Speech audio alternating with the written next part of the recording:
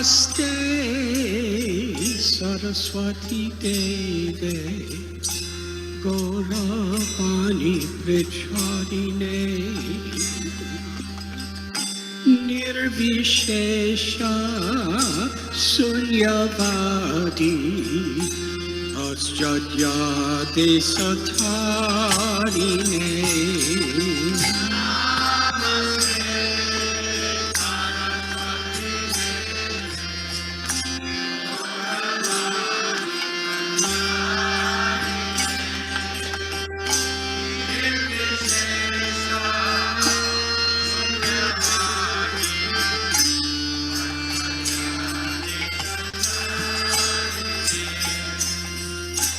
Shri Krishna Chaitanya Prabhu Nityananda Shri Advaita Gadadhar Shri Vasadi Gaur Bhakta Vrinda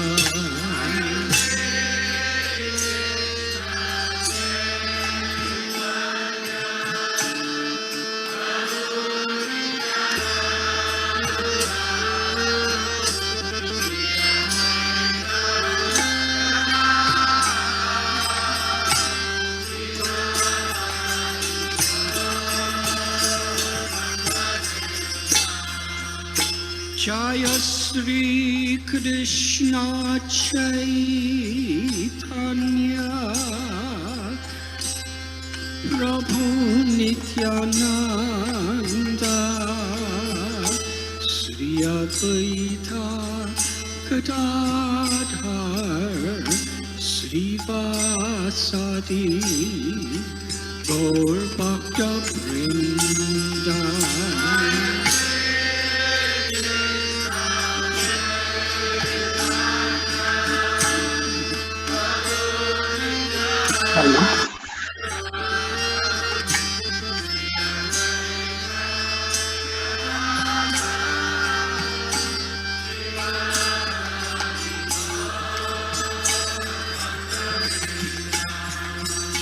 Jaya Shri Krishna Chaitanya Prabhu Nityananda Shri Advaita Gadadhar Shri Vasadi Gaur Bhakta Vrinda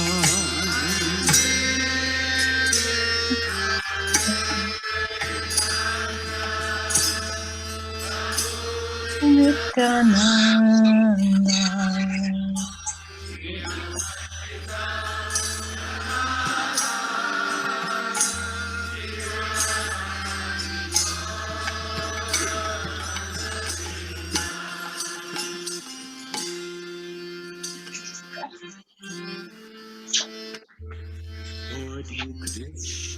Hare Krishna, Krishna Krishna, Hare Hare, Hare Rama,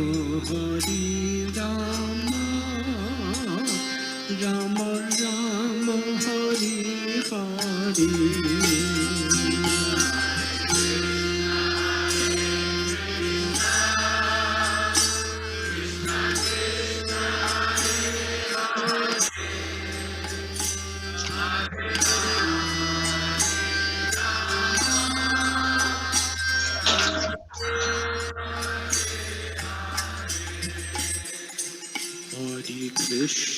Hare Krishna, Krishna Krishna, Hare Hare, Hare Rama, Rama Rama, Hare Hare.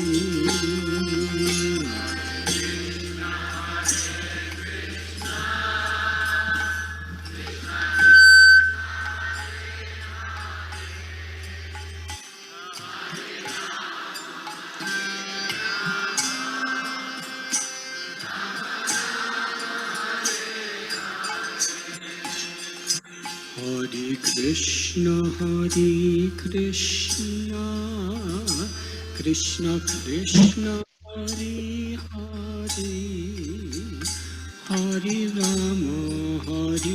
Rama, Rama Rama, Hare Hare.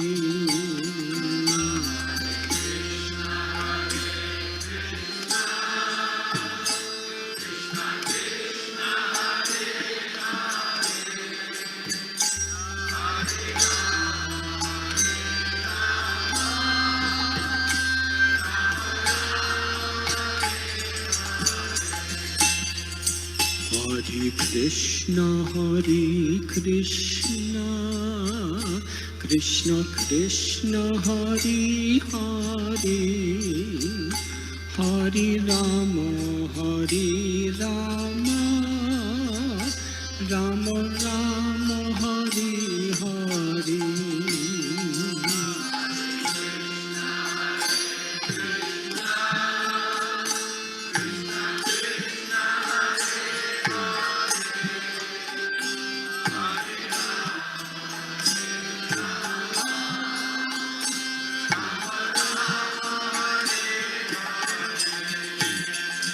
Hare Krishna,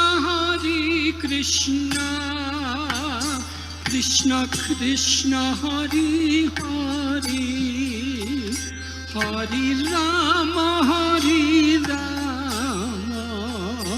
Rama Rama, Hare Hare.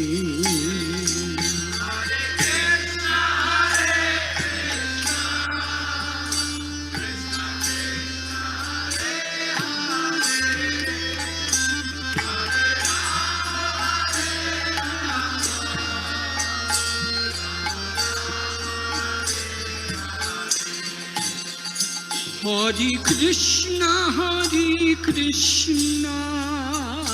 Krishna Krishna, Hare Hare, Hare Rama,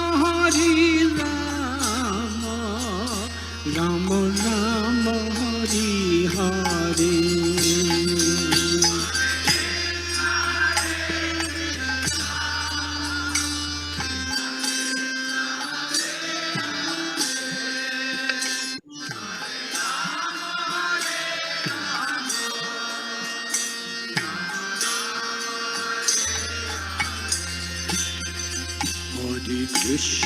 Hare Krishna, Krishna Krishna, Hare Hare, Hare Rama, Rama Rama, Hare Hare.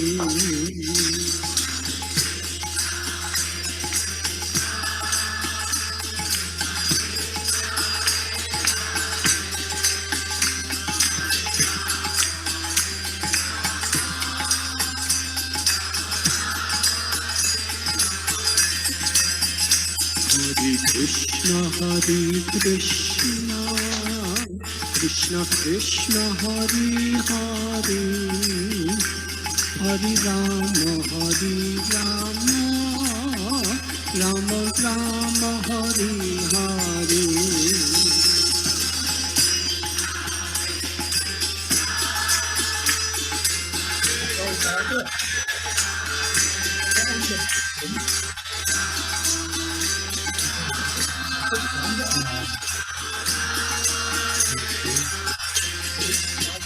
Hare Krishna, Krishna Krishna, Hare Hare, Hare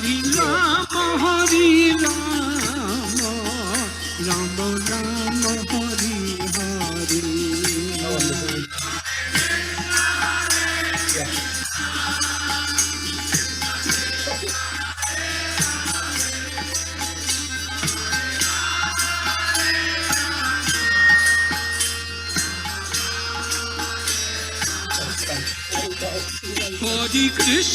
Hare Krishna, Krishna Krishna, Hare Hare, Hare Rama, Rama Rama, Hare Hare.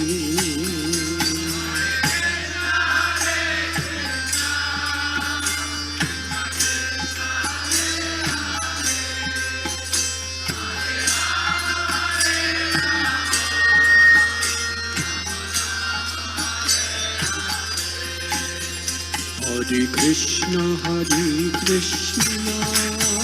Krishna Krishna, Hare Hare, Hare Rama, Rama Rama, Hare Hare.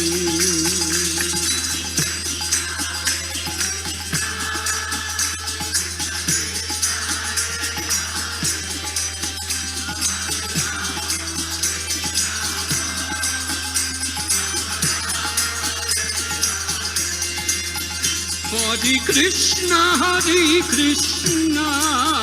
Krishna Krishna, Hare Hare, Hare Rama, Rama Rama, Hare Hare.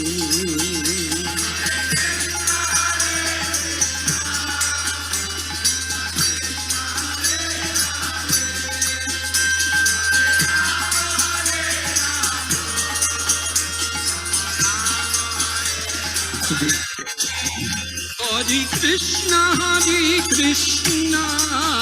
Krishna Krishna, Hare Hare, Hare Rama, Rama Rama, Hare Hare.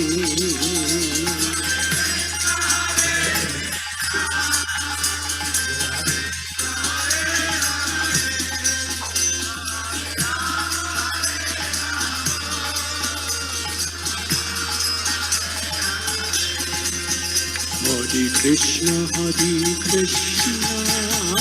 Krishna Krishna, Hare Hare, Hare Rama, Rama Rama, Hare Hare.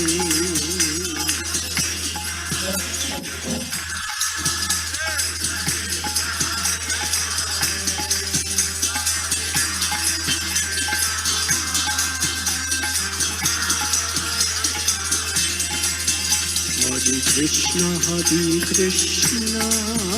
Krishna Krishna, Hare Hare, Hare Rama, Rama Rama, Hare Hare.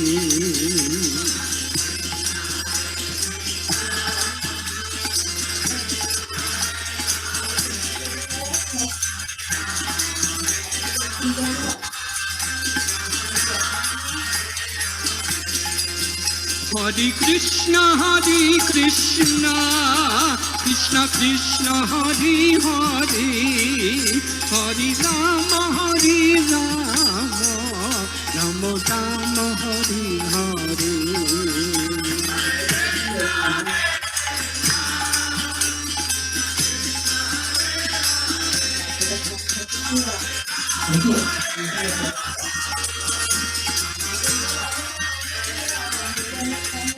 Hare Krishna, Krishna Krishna, Hare Hare, Hare Rama, Rama Rama, Hare Hare.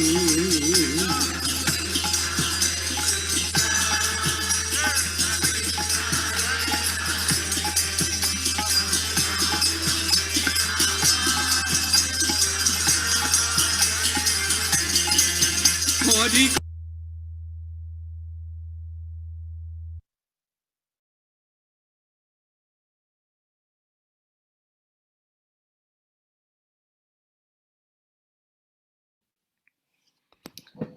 Hare Krishna, everyone.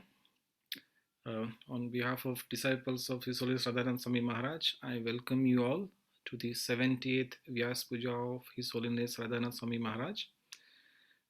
Today, according to the Vedic Tithi, today is his actual appearance day. So today is Trayodashi. He appeared the day after the Sharang Thakur's appearance day. So today, according to the Tithi, we are celebrating his appearance day. According to the Western calendar, his appearance day is on 7th December. So last week also many devotees celebrated his appearance day on 7th December. But today we are lucky that we have a holiday on Sunday, and Tithi is also falling on this day, and so we have this opportunity of this wonderful technology of conference or on the Zoom. So we are get together here today. So on behalf of all the disciples of Maharaj, our obeisances to all of you for joining us today to this very wonderful Vyasa Puja. We have time till about 12 o'clock, where we'll be doing various other activities in glorification of Maharaj. So in a short while, we'll be seeing some of the series of lectures and presentation by His Holiness Radhanath Swami Maharaj. So that will start in a few minutes and it will go till 10 o'clock. And at 10 o'clock, we will have the very wonderful presence or the presentation by His Grace Sridhama Prabhu and Kishori Mataji. They are based in Mumbai, India. These two devotees have been very close to Maharaj, very inspiring devotee. So they'll speak about the Siddhanta of what is Vyasa Puja and how do we can associate Maharaj through his mission, through his service to Srila Prabhupada. So that class will start at 10 o'clock and it'll go till about 10:30. And then from 10:30 onwards, we will have the opportunity to everyone, if they wish to, they can offer their glorification to Maharaj in the form of words. So that will start at 10:30 and that will take us till about 11:45. At 11:45, we'll have the online Guru Puja or you can say Aarti. But before that, we will do a small Pushpanjali. So Pushpanjali is the place where we offer a flower or our gratitude to a holy man or a spiritual master. So as we move along towards the different schedules today, we'll give out this information very nicely. So so those devotees who like to do their offering, read their offering. After the video, Bhajanendra Prabhu will be the host for that particular section. So you can, in the Zoom, you have this opportunity to raise a hand. So if you go to your something called reactions at the bottom of the page, no, there is something else. It is called, there's something called raise the hand. So raise the hand. Gurudas, do you know how is the raise hand function comes up? It's on more. It's on more. Okay. Okay. So I think it's on a place called more. So if you want to read about, if you want to give the offering to His Holiness Radhanath Swami Maharaj, then you can press that raise hand thing. And if for some technical reason if you can't do it, don't worry. You can just unmute in between the offering, and you can just let original Prabhu know that you would like to read the offering to Maharaj. And I would request, because of the shortage of time, to all the devotees that if you can limit your offering maximum by 3 minutes, then everybody will have the opportunity to do their offering. And also before the offering, if you can limit, if you do very small prayers in the beginning rather than the long prayers, then we'll save the time, so you can give the major time to the offering of Maharaj.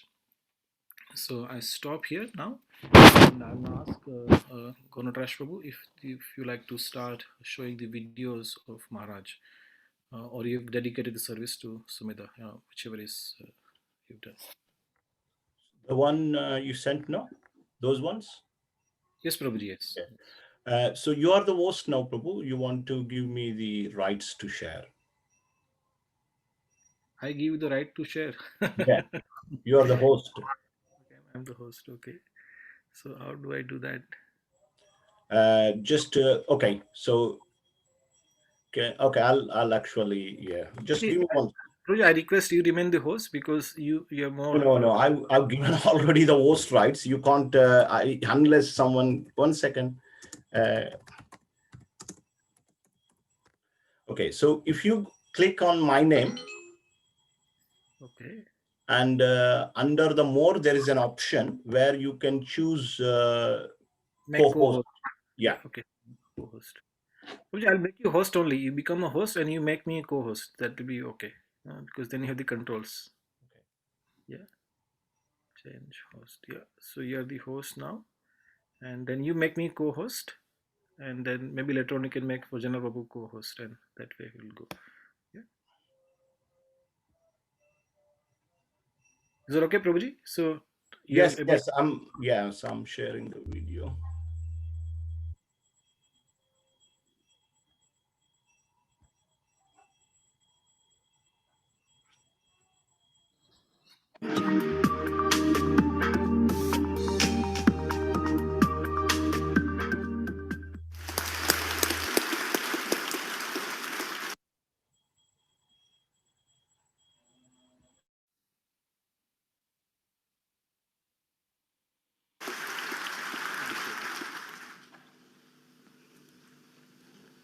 I am very honored and very grateful to be among all of you today. When we discover the magic within ourselves, the miracle of life, of grace, then we naturally can see that magic all around us. I'd like to share with you some of the things that have happened in my life that helped me to come to this understanding. I was born and raised in the Chicago area. And I passed my teenage years in the 1960s. They were very turbulent times. Troubled and confused, I struggled so much with what appeared to be so much hypocrisy around me. I participated in the civil rights movement. I dove deeply into the counterculture. I was tear gassed and chased by police with clubs during a Democratic convention in 1968.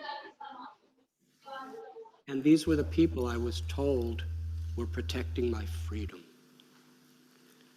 I was there just because I had questions about the validity of a war in Vietnam, where my friends were being forced to fight and some killed. When I was 19 years old, I began a spiritual quest. I left home and came to London. From here, I hitchhiked without money through Europe, through the Middle East, and ultimately came to the Himalayas in India. While in the Himalayas, I was living in caves and jungles and was meeting often with yogis. Some of them demonstrated supernatural powers, which really mesmerized me. But then something happened. I was sitting in the forest under a gigantic banyan tree, and I found under my foot a tiny seed. I held it up before the tree and was thinking, within this little seed is an enormous banyan tree. I looked in the sky and saw a cloud, and I reflected that during the monsoon rains, one single cloud contains enough water to inundate and flood an entire city, and yet that cloud seems to be weightlessly floating in the sky. I looked at the birds that were flying and the insects that were running up trees, and then I looked at my own body and thought, a mother and a father come together, a little excretion with a seed goes from the father to a mother, and it develops into a human being with the potential to develop science, technology, to create and build empires and civilizations. My realization at that moment was, compared to the extraordinary magic that we're seeing every moment all around us, the supernatural powers of these yogis were insignificant. A few years ago, I was walking with a friend in the Muir Woods, which is just close to San Francisco.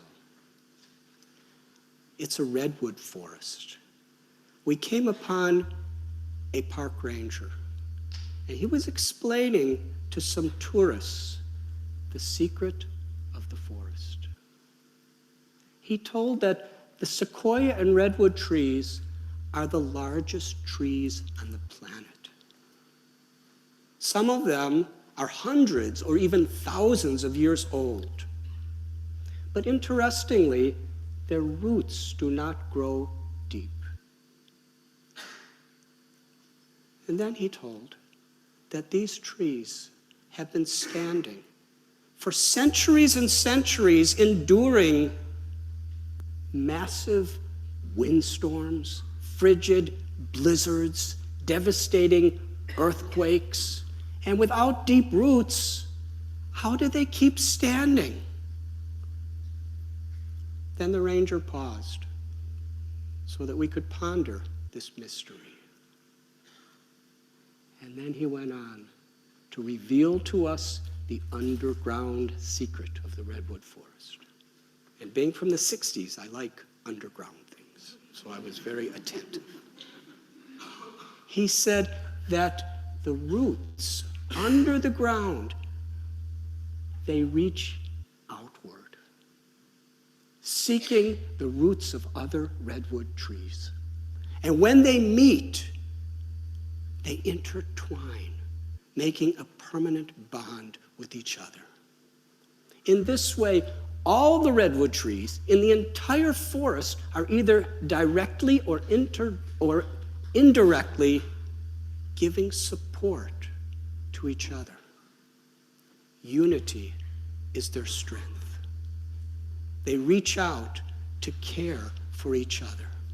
And even the little newborn baby redwoods, its little tiny roots, are given shelter by the ancient giants. In the Muir Woods, nature is giving humanity a very crucial lesson, that our real strength is in our willingness to care for and support each other. We are caretakers of divine property. Wisdom is to understand this simple universal principle that in giving we receive. By getting things, we make a living. By giving, we make a life. The spiritual evolution of a society can be understood when people love people and use things. But all too often, in today's world, it's just the opposite. People use people. And they love things. I discovered something that really transformed my life. A simple, ageless truth. That all of our desires, with their longings, gratifications, and frustrations, stem from a single origin. Forgetfulness of a love that is inherent within our own hearts. And in that love, there is true fulfillment. In 1971, I learned this lesson from a very unlikely but unforgettable teacher. I was just coming out of my teenage years, and I decided to walk higher north into a Himalayan wilderness. I was all alone. Suddenly, I came upon a scene that horrified me. There were people who were homeless, starving, some naked, some in rags, and their limbs were mangled and deformed. I had stumbled into a leprosy colony. When they saw me, a foreigner, they thought I must have money. So about 20 of these lepers made a circle around me, so tight they wouldn't let me move. They were screaming out, "Bakshish, bakshish, give me charity." Part of me was thinking, why are they doing this to just a stranger? And another part of me was thinking, they are so destitute and so completely forgotten by society. They have a right to do whatever they want to do. I think it was about 20 minutes that they harassed me.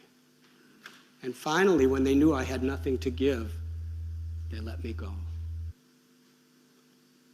As I walked, a few steps only, I saw to my side, a short distance away, an old leper woman. She was laying in rags. Her nose was melted into a hole in her decaying flesh. Our eyes met. She looked at me with a sad smile. She understood my anguish. At that moment, she conveyed to me, wordlessly, the tender love of a mother. Her look said that she wanted nothing from me, but she understood how devastated I was by the shocking encounter with her people. Then she held out her fingerless hand to bless me. Moved by her motherly affection, I approached her and fell on my knees. And she put her hand on top of my head and whispered, "May God bless you, my child. May God bless you, my child." I looked up at her. Her face was lit up with joy. She was beautiful. I felt that God had sent me to her so that she could do what any mother, however rich or poor, however healthy or sick, has a right to do, to bless a child. I wept. Later that day, I was sitting on the bank of the river Ganges. And I was thinking that that poor leper woman who had such an appalling disease, like the river, beneath the surface, there was so much more. It seemed to me that all she really wanted is to love and be loved. She wasn't cursing God for her misfortune. Rather, she was giving God's blessings to another with great joy. This experience made me contemplate how it's so easy for us to focus on our differences. But what this leper woman taught me is if we look deeper into our own selves, into the world, and into others, we will find that beyond the differences in nationality, in religion, in gender, in appearance, in race, in health or disease, there's something essential that we all have in common: the soul's inherent capacity to love. It is said in an analogy that in every heart there's a good dog and a bad dog. The bad dog represents our tendency to be mean, to be selfish, and the good dog is our divine nature. Sometimes the bad dog howls so loud that it's reverberating in our minds, and we could hardly hear the whimpering sound of the good dog calling out for our attention. Which of these dogs will prevail? The one that we choose to feed, moment by moment, by the choices that we make. My beloved teacher, Srila Prabhupada, was once asked by a reporter, "You're a Swami, can you show me magic?" And he quoted a verse that Lord Krishna spoke from the Bhagavata, which explained that the real magic of life is the wisdom of our own divinity. When we understand beyond the ever-changing body and mind, the living force has the inherent capacity to love. And when we realize, when we access that love within ourselves, we can see our harmony with God, with nature, and with each other. The real magic of life is in transformation. Transforming arrogance into humility, greed into generosity, transforming hate into love, sorrow into joy. It is said that you can understand how rich you are by counting how many things you have that money cannot buy. Inner fulfillment. To love, to be loved. That unconditional love that is inherent within all of us is the greatest power in the universe. It is a power that has such force to motivate us, to accomplish things in a way that we could really do wonderful things for ourselves, our families, for the world. Whether we're politicians or in business or science or agriculture, or whether we're little swamis, that capacity is within all of us. And when we harmonize that principle with our lives, we can be empowered by grace to make extraordinary changes in everything we do. Thank you very much.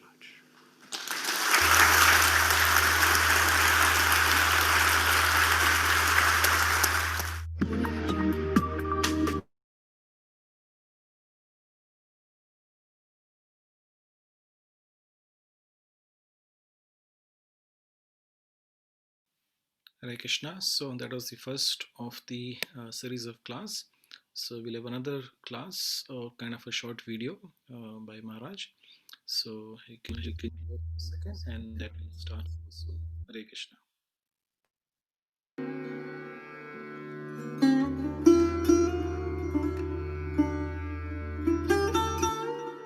In 1970, I hitchhiked from London through Europe and through the Middle East, and finally, after 6 months, I reached India, which was my goal. When I finally arrived at the border, I was covered with dust. I was very, very sickly, but I felt such great anticipation. I finally arrived. Then the immigration agent asked how much money I had. I had 26 cents. She rejected me. She said, we have enough beggars in India. We do not want another one. Then the guard changed, and I pleaded with him and cried.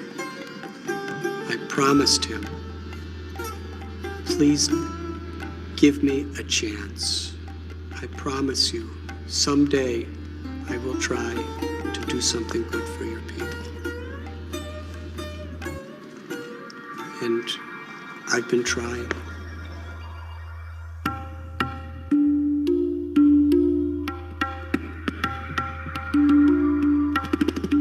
My experience with Radhanath Swami is that he is a builder of communities. It makes perfect sense when we actually read the book, because right from 1985 when he came here, he exemplified the same kind of characteristics. We started an ashram here, and some of the people we were connected to at that time were medical students, some were business people, and we were all thinking that why not start our own hospital? The core value, if you ask me, is spirituality is as important to the wholesome well-being of a person as it is mental hygiene, as the physical health, as the social security. In those days, we started Department of Spiritual Care, which was a very innovative new venture. Basically, we aimed at giving them kindness and compassion. So what we've tried to do is inspire the spirit of what is, in Sanskrit is called seva.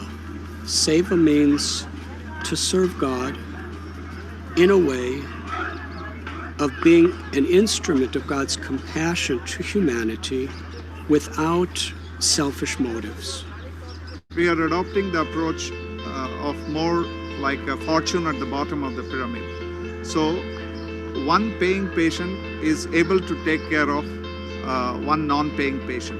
It's more like a kind of cross-subsidy that we are following.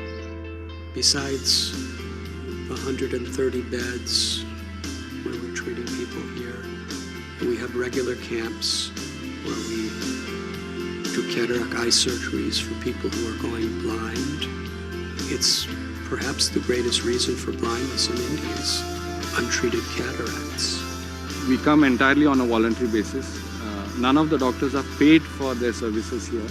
I felt connected because I had cataracts when I was 27, and I know what it's like not to be able to see. And then it's really a miracle when you get your cataracts removed that you can see leaves on the tree again, where before it was just a blur. They really feel a lot of love and concern for each patient and service each of these patients like a human being whom they know and who they really care for. When doctors, nurses, and everyone else learn this spirit, not of treating for profit, but for treating with love, they connect to a fulfillment that is beyond anything that money or property or fame could possibly compare to. Government of India in the year 1995 came up with a unique idea of providing meals in the schools so that the children will be attracted by the meals. They will come to school and get educated.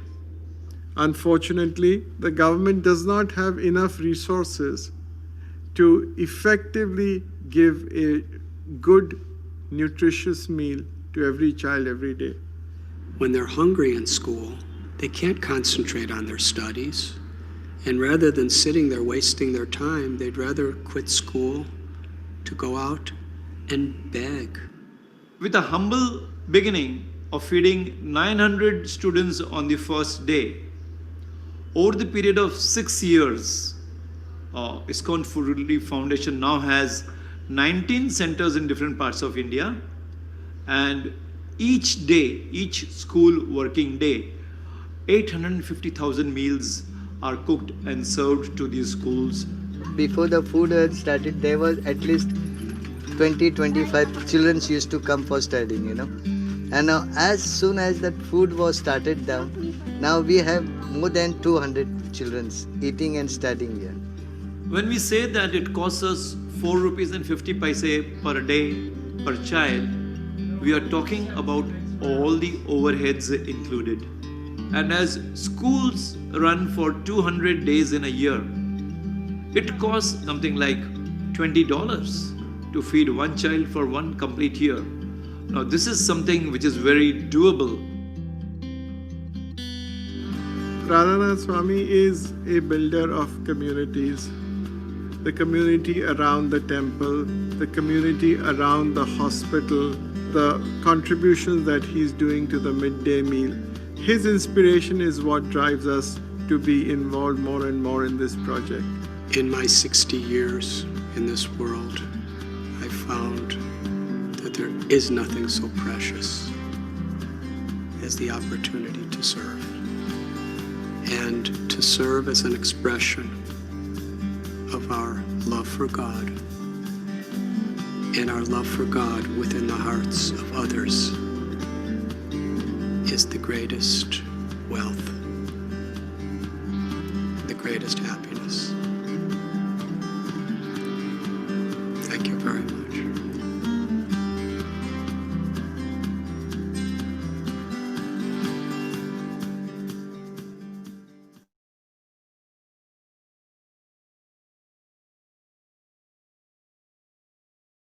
Hare Krishna, everyone. So that was a very wonderful video.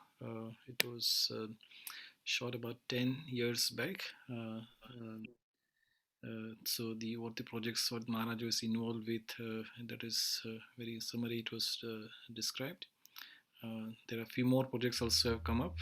One of the biggest projects, Govardhan Eco Village.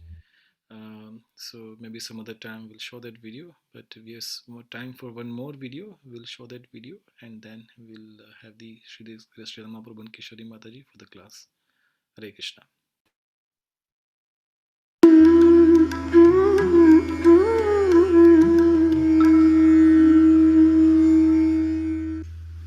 I just wanted to know how can we keep our mind steady, because usually we have contradictory ideas and thoughts going in our mind.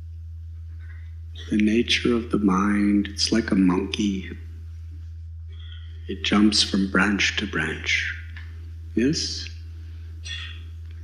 And sometimes it goes to one branch and then it jumps to the next branch and then it jumps through the other branch and then the branch it used to be on, and then it goes to a different branch, then it jumps in the first branch, then it jumps in the fifth branch, and the first branch again, and the third branch, and the 10th branch, then back to the second branch.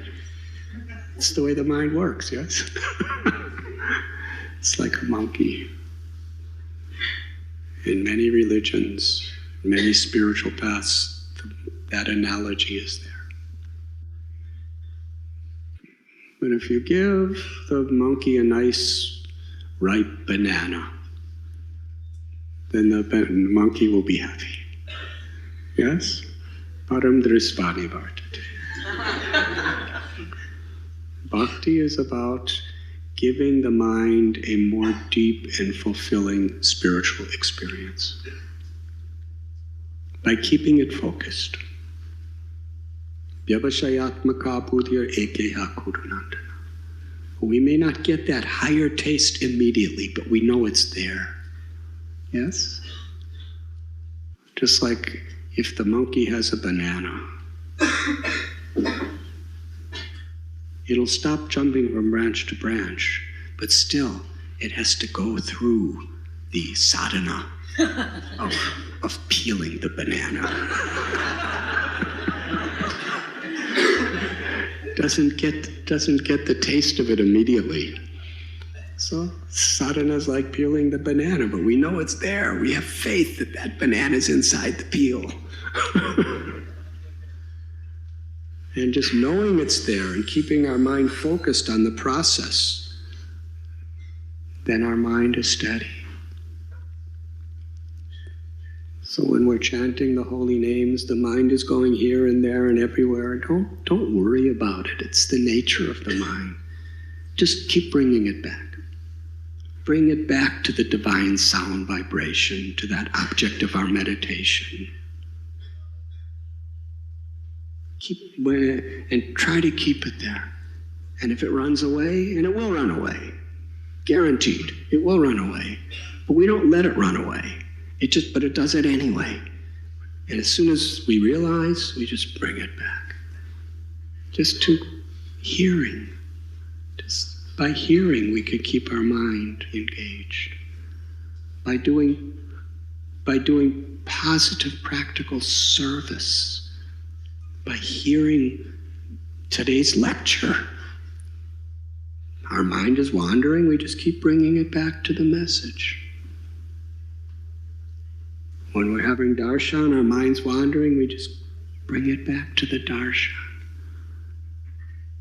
When we're doing seva, whatever it may be, our mind is wandering, we just bring it back to, I'm doing this for Krishna, let me do it the best I possibly can, with as much thought and a much thorough detail as possible.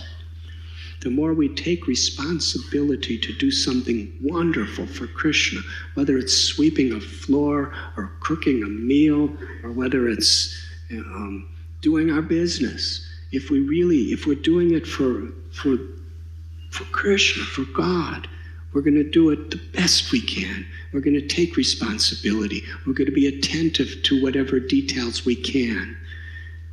And that keeps our mind focused from wandering.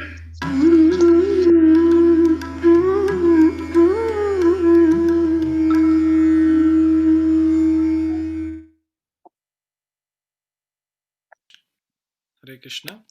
So I think we might have one few minutes for one last video. So Gurunadash Prabhu, you can maybe just do one last video of about that 4 minutes about how to control the fear. So we have some time for about 5-6 minutes. Okay, give me 1 minute.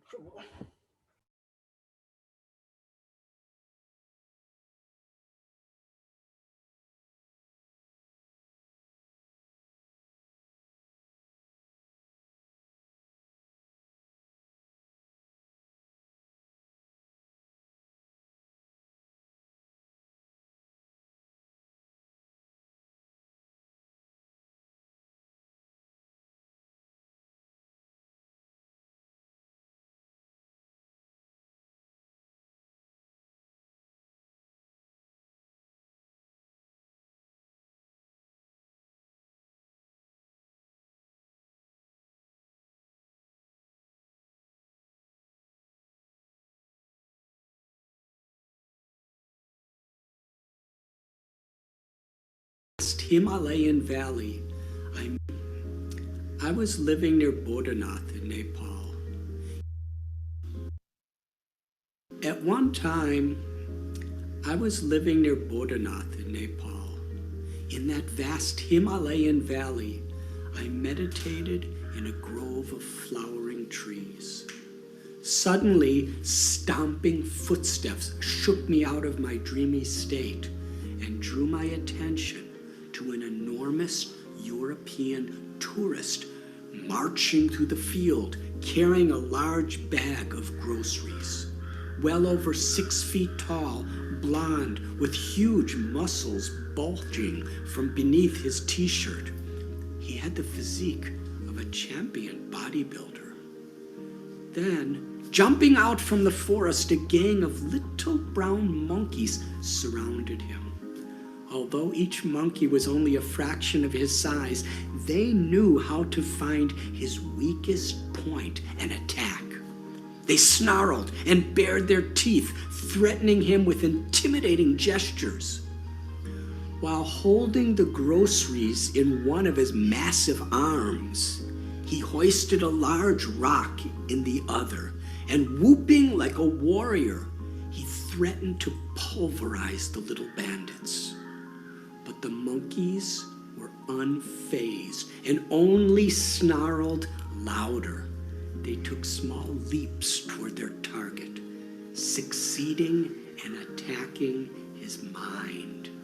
At that point, I could not believe what I saw. Paralyzed with fright, the man trembled like a scared little child. Finally, one of the little monkeys stalked right up to him and seized the grocery bag from his hands. He did not even resist.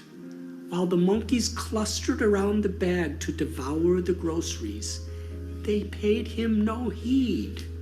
Reduced to a bundle of nerves, he quietly slipped away.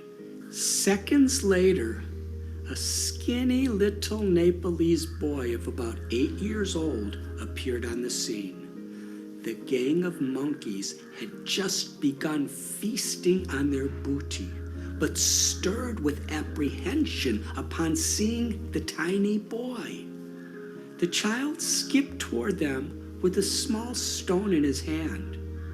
The monkeys screeched, terror in their eyes. Suddenly they abandoned the food and fled in all directions.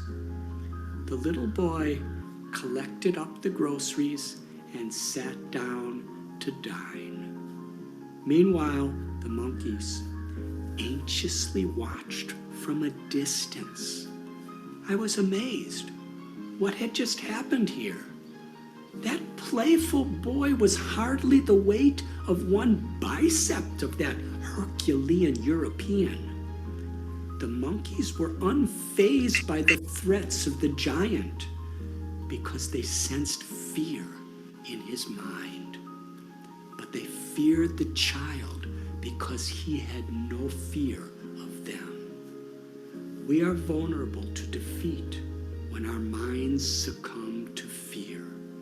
The foreigner was unfamiliar with monkeys, but the Nepalese child had lived around monkeys all his life. So we fear what we do not know. To conquer fear, we need to purify our minds through realized knowledge.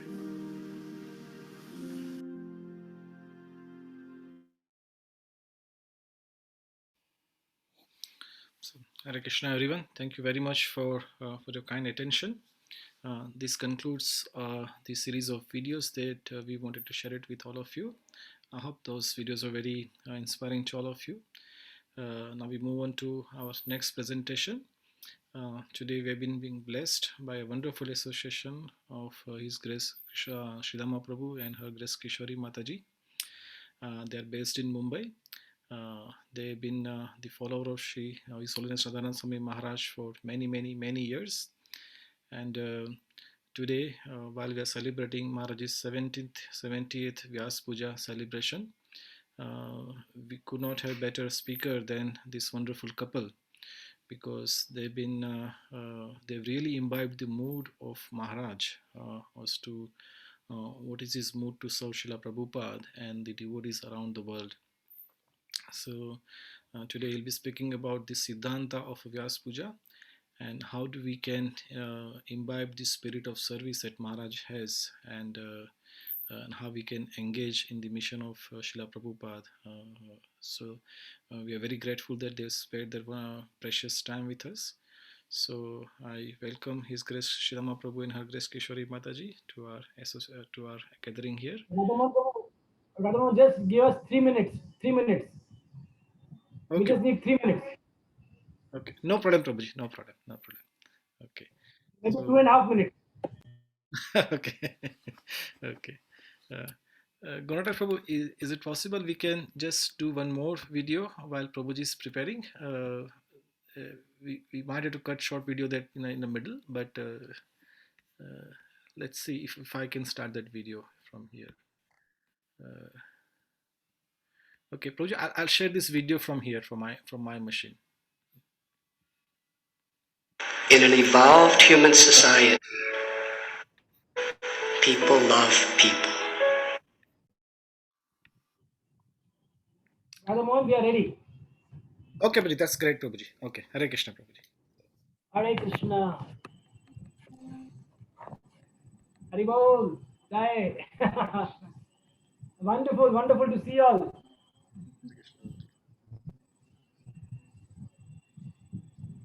Om Jnana-timirandhasya Jnananjana-shalakaya Chakshurunmilitam Yena Tasmai Shri Guruve Namaha.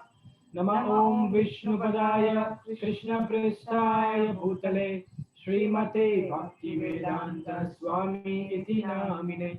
Namaste Saraswati Deve Gauravani Pracharine Nirvishesha Shunyavadi Paschatya Deshatarine वाञ्छाकल्पतरुभ्यश्च कृपा सिन्धुभ्य एव च पतितानां पावनेभ्यो वैष्णवेभ्यो नमो नमः। नमो महावदन्याय कृष्णप्रेमप्रदायते कृष्णाय कृष्णचैतन्य नामिने गौरत्विषे नमः। हे कृष्णा करुणा सिन्धु दीनबन्धु जगत्पते गोपेश गोपिका कान्त राधा कान्त नमोऽस्तुते। तप्त काञ्चन गौराङ्गी राधे वृन्दावनेश्वरी वृषभानुसुते देवी प्रणमामि हरिप्रिये। जय श्री कृष्ण चैतन्य प्रभु नित्यानंद श्री अद्वैत गदाधर श्रीवासदि गौर भक्तवृंद। हरे Krishna Krishna Krishna Hare Hare Hare Ram Ram Ram Hare Hare. Hare Krishna, my dear God family. So happy to be with all of you, and such an auspicious day for all of us. It is by far the most important tithi in the Vaishnav calendar for any disciple. It is the most auspicious appearance day of our spiritual master, our connection to the spiritual world, our person who introduced us to the spiritual world. And we are very happy to be with all of you devotees from the man with the chest, Manchester, and all the devotees from Stoke-on-Trent, and I don't know, from other places that all of you are assembled. Myself and Kishori, we are very happy, and very happy to share some thoughts about the Siddhanta or the importance of this particular tithi of Vyasa Puja. So you want to maybe I'll begin. Radhaman Prabhu, is that we can begin? Yes, Prabhuji. Yes, please start, Prabhuji. Yeah, and I can see so many of our old friends, God Natraj Prabhu, Brajendra Lal Prabhu, and so many other people that we know so closely. So again, very happy to be with all of you. Hare Krishna. I request all the devotees if they can start their video, so Prabhuji can see all of us here. If you don't mind, you can start their video. But keep your audio. Yeah, because we are a personal movement. We are not a rectangular movement. So right now, if devotees are not shooting the videos, it's just a rectangle. So we are a personal movement. We want to see something inside the rectangle, if possible. Yeah.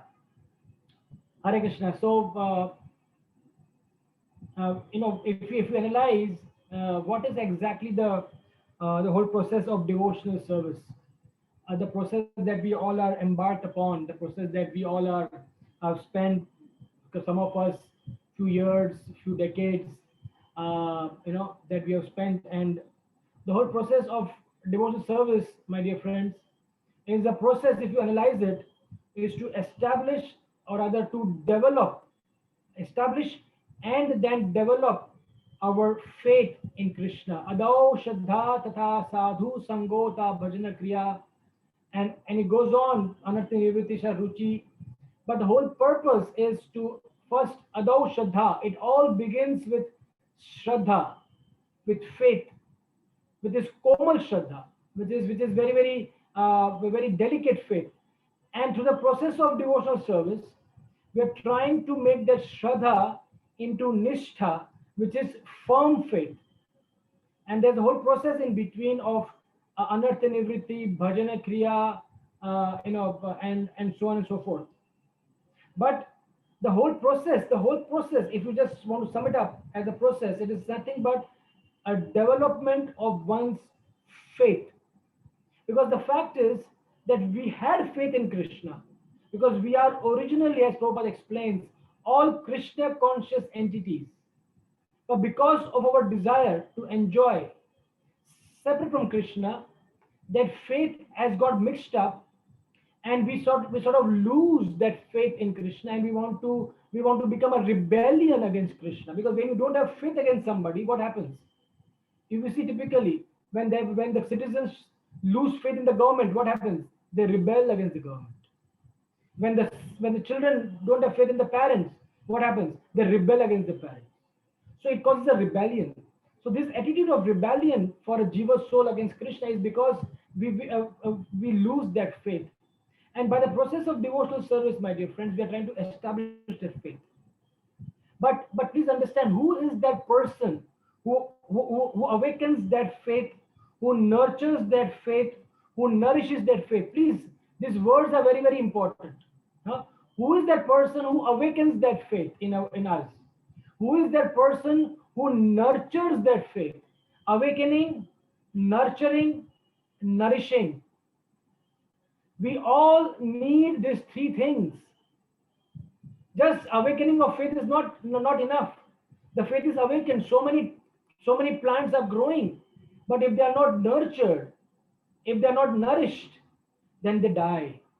Similarly, the Bhakti Lata Beej is awakened by Guru, and the Guru provides us not only his instructions, but the Guru provides us a whole facility, a whole infrastructure, as I call, for increasing our faith. I use this word with deliberation. Infrastructure. He creates the infrastructure by giving us devotional service, deity worship. What is that? What is that verse? Nikunja yuno ratikeli siddha yaya libi yukti apekshaniya tatradi daksha ativallabhasya. So he gives us various devotional service, deity worship, association of devotees, his personal instructions. So what does these things do, my dear friends? Let us be seriously meditating upon this aspect today. What does these things do? That he has awakened that faith. It is dormant. It is in the stupta avastha. It is very dormant, but he awakens that faith. He gives us hope in that. Please awaken this faith. There's a need, and all of us have gone through that stage of awakening of that faith in Krishna. Dao Shraddha. The Shraddha gets awakened by associating with him, and the instructions that he has given us through association of devotees, by reading Prabhupada's books and things like that. And then nourishing and nurturing. So please, the person who is the most important contributor to nourish and then nurture the faith is our spiritual master.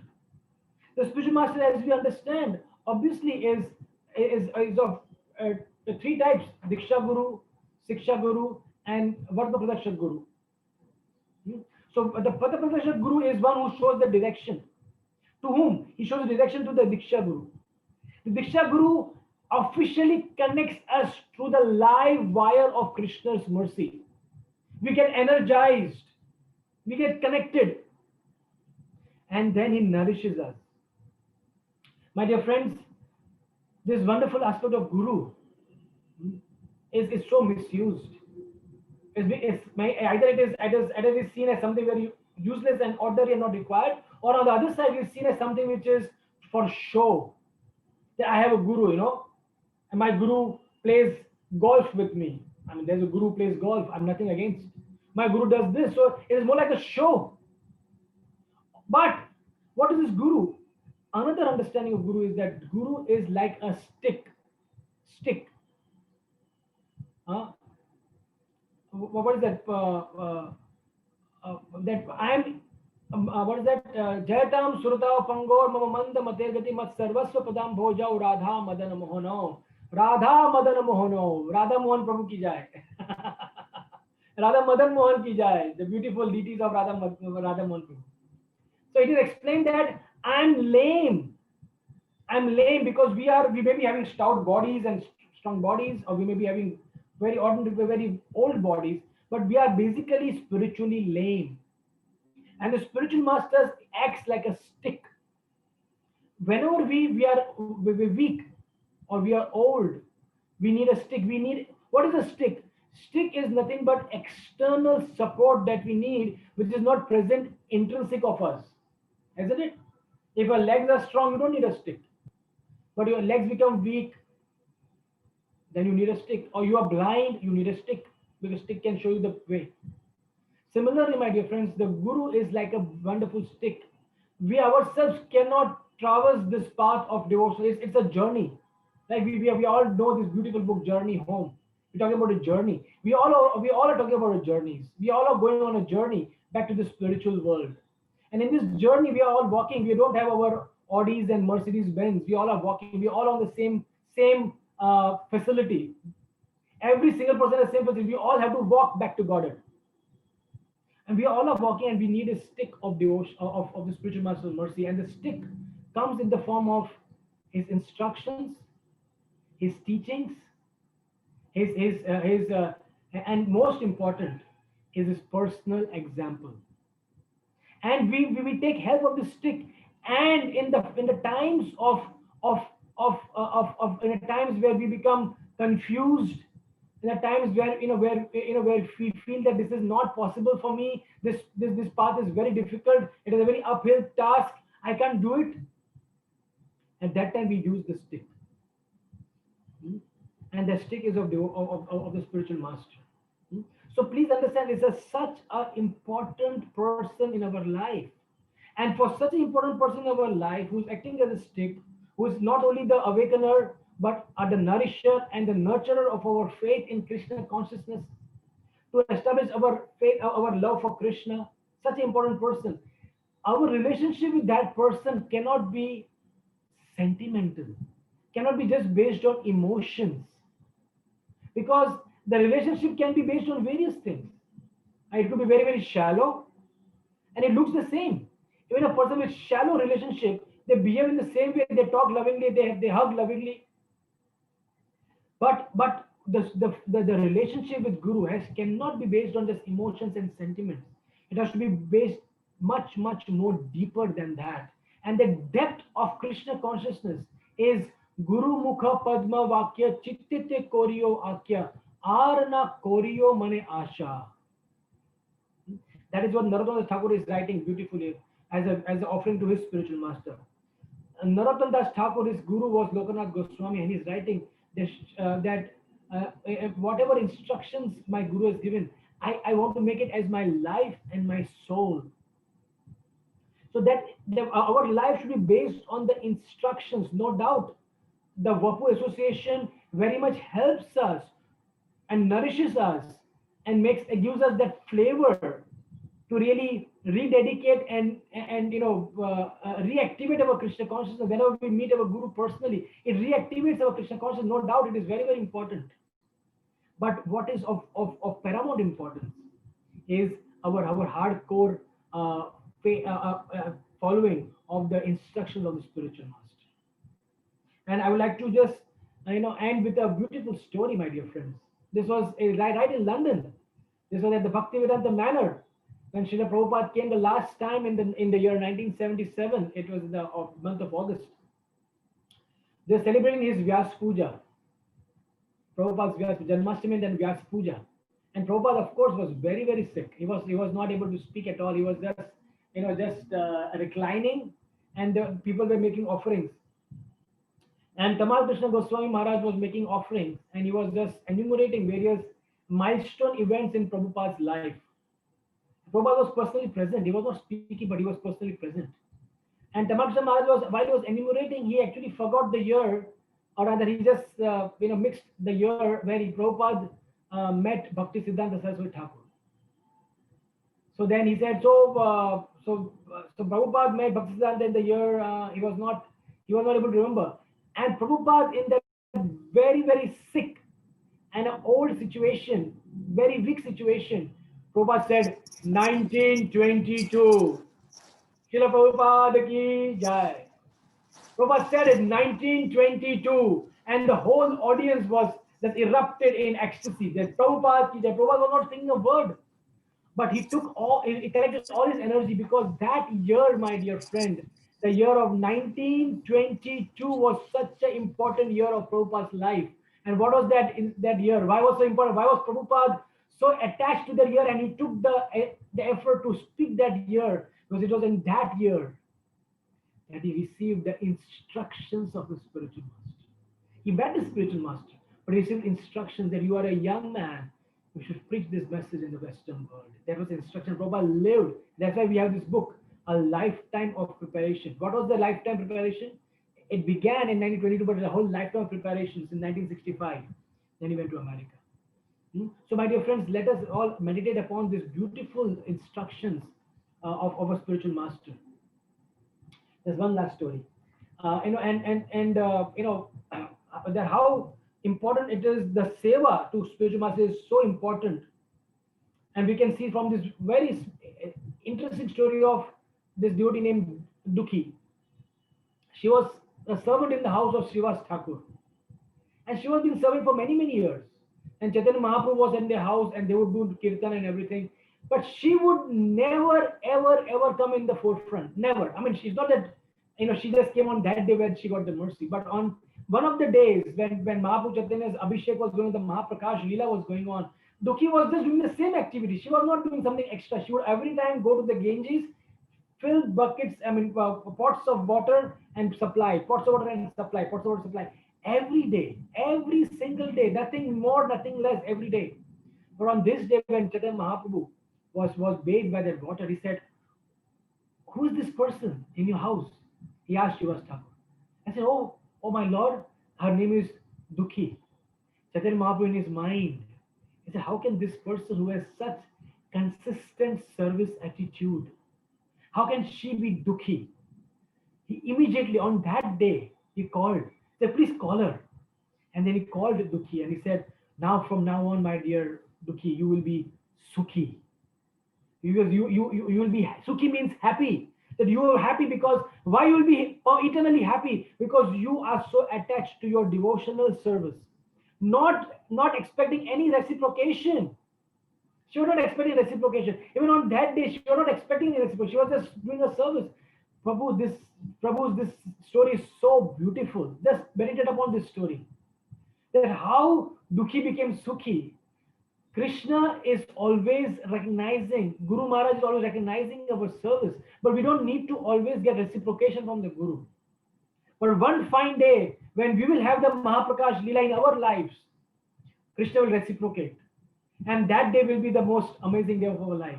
But we have to work hard, we have to be consistent for that day to come. And we don't even wait for that day. It may not come this lifetime, but take more lifetime, but that's fine. We are not attached. We are just attached to the service. So my dear friends, please, this is the mood that Radhanath Swami has taught us. This is the mood that Prabhupada has taught us, to just be attached to the instruction of the spiritual master. And that's the perfection of I will continue from there, from Prabhuji's point, that in the second chapter of the first canto, the divinity and divine service, this very famous verse. This verse is quoted by His Holiness Radhanath Swami Maharaj many times. Sushusho Saddanasya Vasudeva Katharuchi Syan Mahat Sevaya Vipra Punya Tirtha Nishevana. O twice born sages, by rendering service to those devotees who are completely freed from all vice, great service is done. By such service, one gains affinity for hearing the messages of Vasudeva. In this series of shlokas, actually the entire process of devotional service, that how we can actually get devotional service and how we can make progress in devotional is explained. And it begins with, by rendering service to those devotees who are completely freed from all vice. And in the purport, Srila Prabhupada explains that there are two types of people in the world, the Devas and Asuras. And Devas are godly people, and those who actually are attached to bringing people back to God. It is said that Asuras are always engaged in the sense gratification, but such devotees who are always only engaged in bringing back many souls back to Krishna, reviving their dormant Krishna consciousness, they are Mahatmas, and they are very dear to Sri Krishna. Prabhupada writes in the purport that such Mahatmas are ready to take any amount of risk to propagate the message of Krishna consciousness. And also Srila Prabhupada writes that such servants of God are respected as God by the devotees who actually want to go back to Godhead. So here we can see that it is not that we treat our Guru as God, but Prabhupada writes that such Mahatmas who take lot of risk to propagate Krishna consciousness, intelligent men, they respect them as good as God. And why?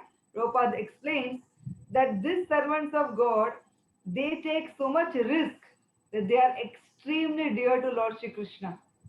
So anybody who serves them becomes very, very dear to Lord Shri Krishna.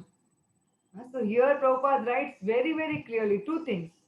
What happens when you serve the spiritual master or the Mahatmas who are propagating Krishna consciousness is that you become very dear to Lord Shri Krishna.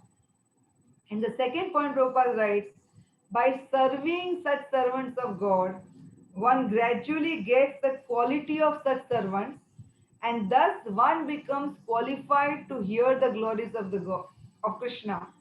And such eagerness to hear about glories of Krishna is the first qualification of a devotee eligible for entering the kingdom of God or Vrindavan, eternal Vrindavan.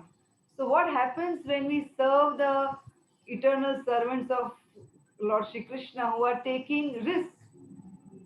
We all are devotees, but here we can see all our spiritual masters, from Prabhupada and all the initiating spiritual masters. They are traveling and they have taken so much risk to propagate the message of Krishna consciousness, only to bring the forgotten souls back to Shri Krishna. And they are very dear to Shri Krishna. We can see from different examples. We can see in Raghunath Das Goswami's life, he was only son of very, very rich Mazumdar families, and he wanted to run away and get mercy of Lord Chaitanya Mahaprabhu. But every time he ran away from the house, he wanted to renounce everything.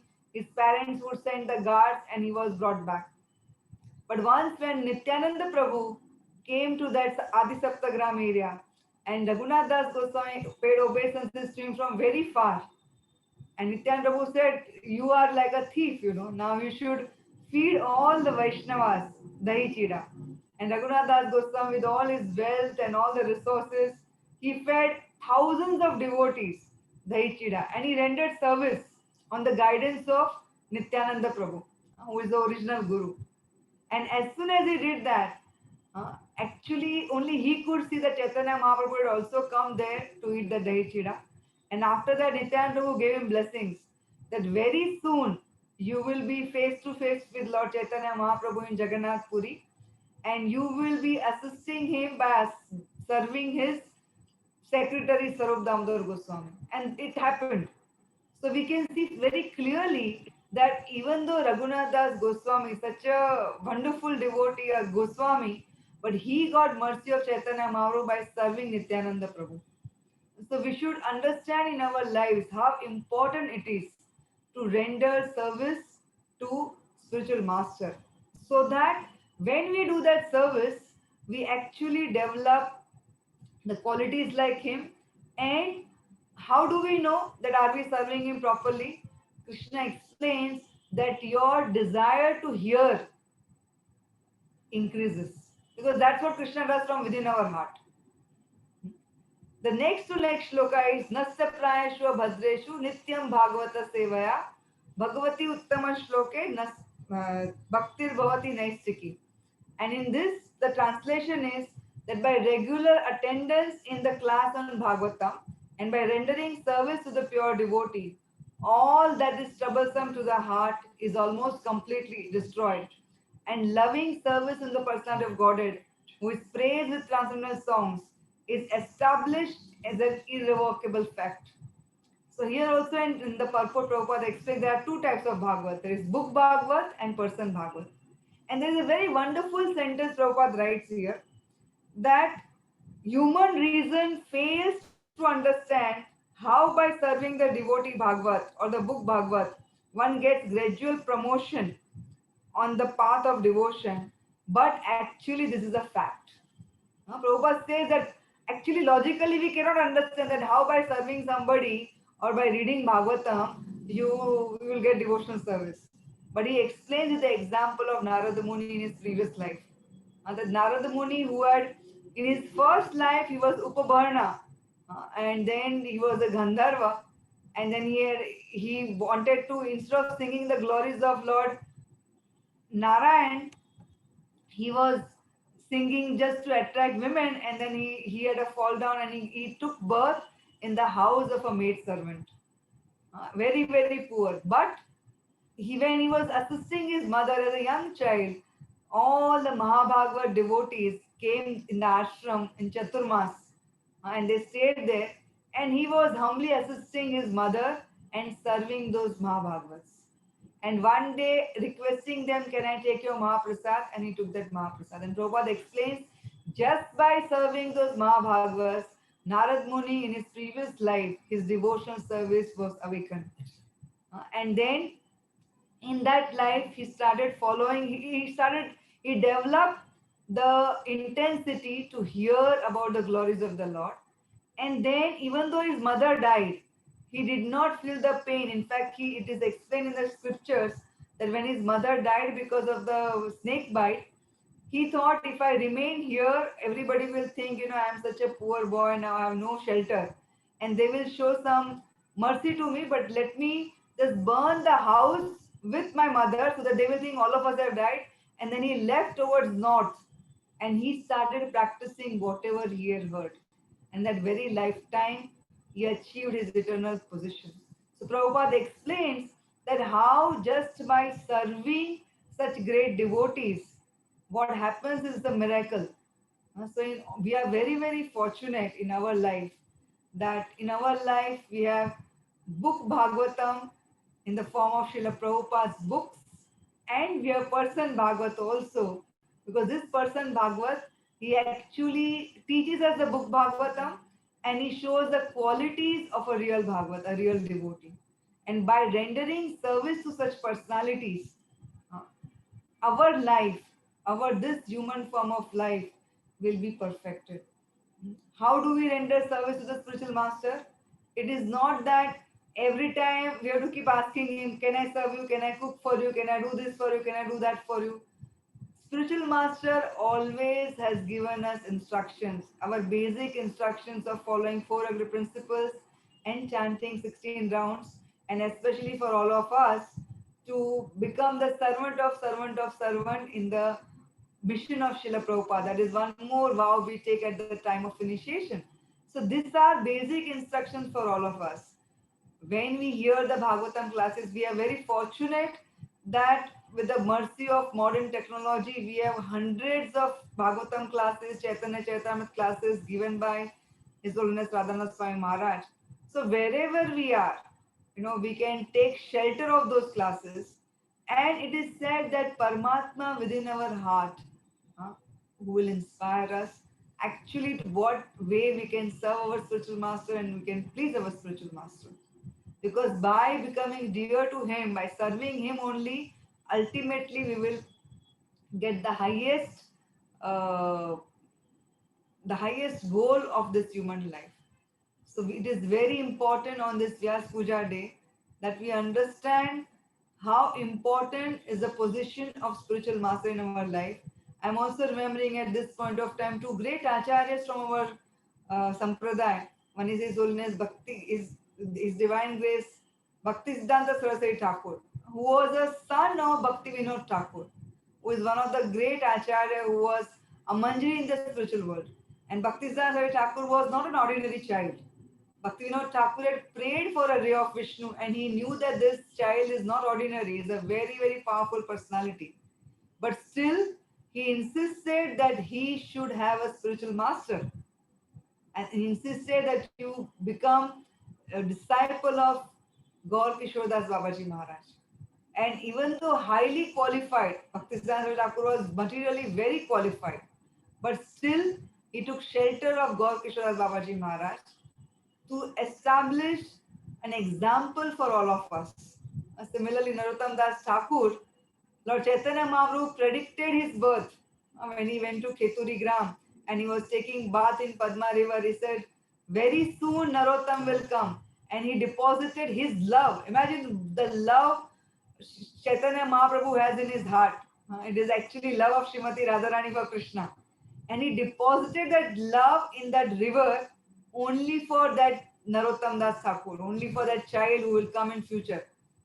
And everybody knew it. It was not a secret. Everybody knew it. So Narottam Das Thakur was that personality who received that love of Chaitanya Mahaprabhu. But he was instructed by Chaitanya Mahaprabhu in the dream that you should take initiation from Lokanath Goswami Maharaj. So he came to Vrindavan and he was begging to Lokanath Swami Maharaj that please give me initiation. Saying, no, how can I give initiation to you? Your birth, even before you were born, your birth was predicted that you will come such a great personality. But still, he was so humble and he offered such menial service. We know that how he offered such menial service to Lokanath Goswami, cleaning his stool, cleaning the area where it was, where he would evacuate, and he would all such menial service. Even though on such a high platform, he did such menial service, and he actually pleased Lokanath Goswami, and he took initiation. So we must understand that on this particular day, the greatest fortune for all of us to have that spiritual master. By Krishna's mercy, somehow that we have got that person Bhagavat.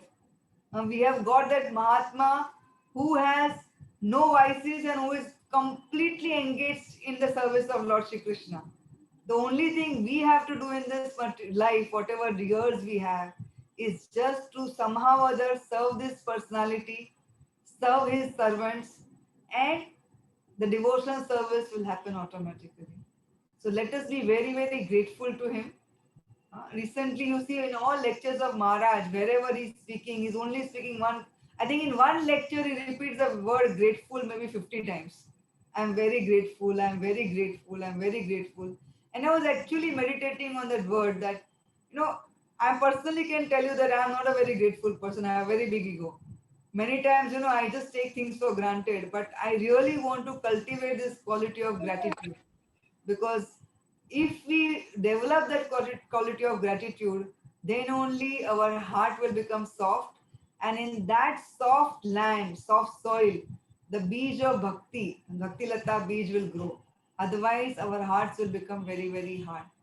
Thank you very much for giving us this opportunity, and I wish all of us a very, very happy Vyasa Puja, such a wonderful day. In fact, I was just thinking the other day that so many devotees in ISKCON have lost their spiritual master. And recently, Gurujan Prabhu was sharing with few devotees that in next 10 years, we will lose many more. So all those who are with us, we have to be extremely grateful and take full advantage of their physical presence on this planet.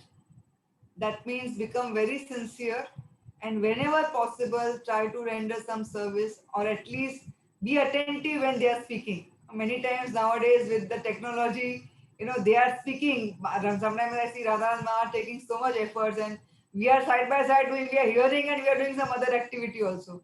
So at least we can be attentive and always cultivate this mood of wherever we are. Maharaj always says one thing, that wherever, whichever part of the world you are, my instruction is that you become loyal to that ISKCON temple, that ISKCON center. And if we do that, Maharaj is very pleased. Thank you very much for giving us this opportunity. Hare Krishna. Thank you.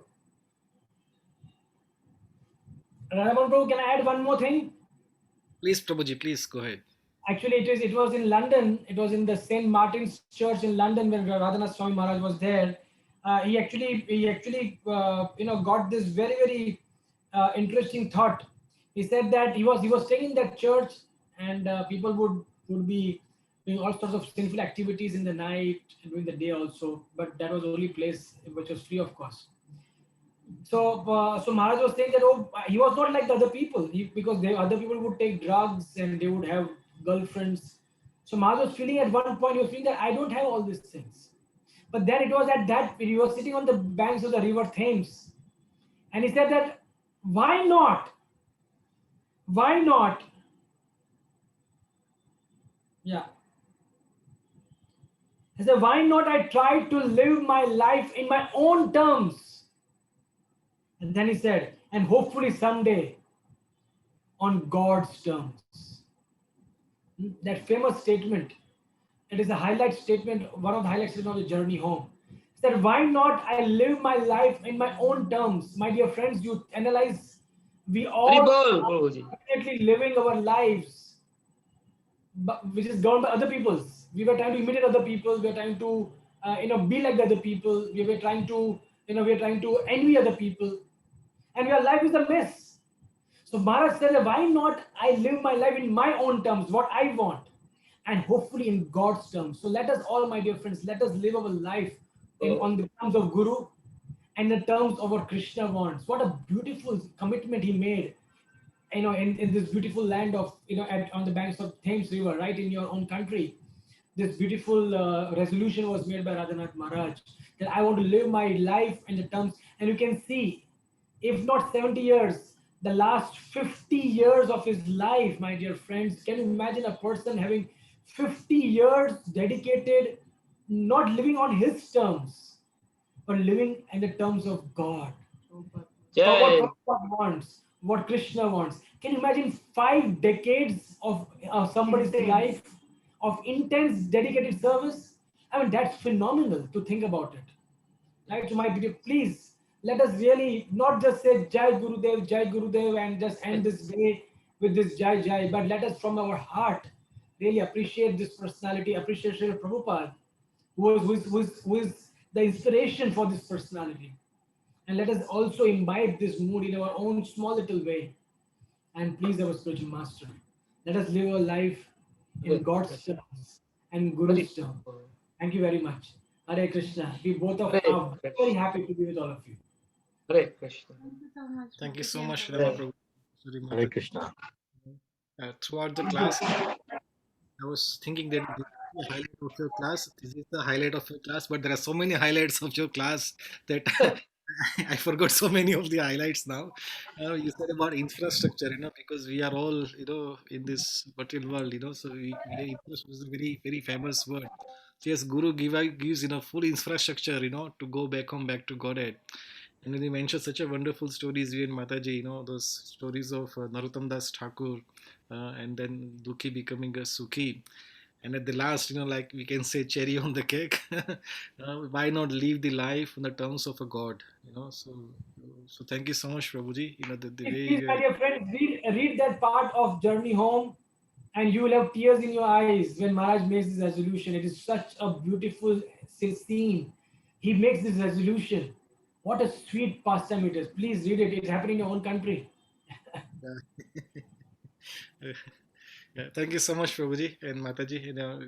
We can't, I think, thank you enough, for taking a precious time. I know you have so many engagements, especially in the weekend, but still you've been merciful enough to, give us your time to us. We are so grateful to you, to both of you. Thank you so We are much. grateful to you to really allow us. Honestly, we mean from our heart that when we get a chance to speak about Guru, that is a benediction, and all of you are giving us a benediction. Please don't embarrass us by saying we are great. You are thanking us. We should be thanking you because it's such a valuable thing to speak about Guru and about Radhanath Swami. And also, we are so grateful to be with all of you.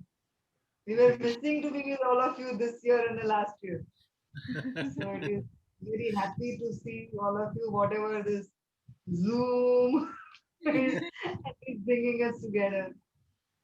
Thank you. I think you all please continue, and we will be there for some time, Prabhu, if you don't mind. And please, we'll be there for next 1.5 hours, but however long you want, Prabhuji, please stay with us. Yeah. Thank you so very much. Hare Krishna. Hare Krishna. Hare Krishna. Become a man with chest. Remember that. Hare Krishna. Hare Krishna. So we move on to our next program, which is the main program for the today, which is the reading of the offering to Shri Gurudev. So Vrajendral Prabhu, I invite you now to take over the proceedings from now on. You be the host of the event now. And if you wish, you can, say a few words about Sridhama Prabhu and Kishori Mataji, and then you can invite all the devotees for reading the offering. So Hare Krishna, Prabhu. Sorry that I didn't start the program and therefore you're continuing to work so hard, Prabhu. Hare Krishna. What can I say, Sridhama Prabhu and Kishore Mataji? That your words are so inspiring. I was going to ask you a question about what is the importance of reading our Vyasa Puja offerings. And you, at the end, when we started to thank you, you took it in essence that the opportunity to glorify one spiritual master is the glory of one's life. So I'm very humbled to hear the intense happiness you feel that you can speak about Guru Maharaj and offer your lives in his service. Hare Krishna. So on that note, I ask our wonderful devotees and disciples and friends that if you can indicate your eagerness to speak some few words in glorification of His Holiness Radhanath Swami Maharaj, we can start there. I'm just wondering, Shridhar Prabhu and Kishore Mati, if you have an offering, it will be nice for us to start the program on that basis. But if you don't, it's okay. Maybe so much to ask.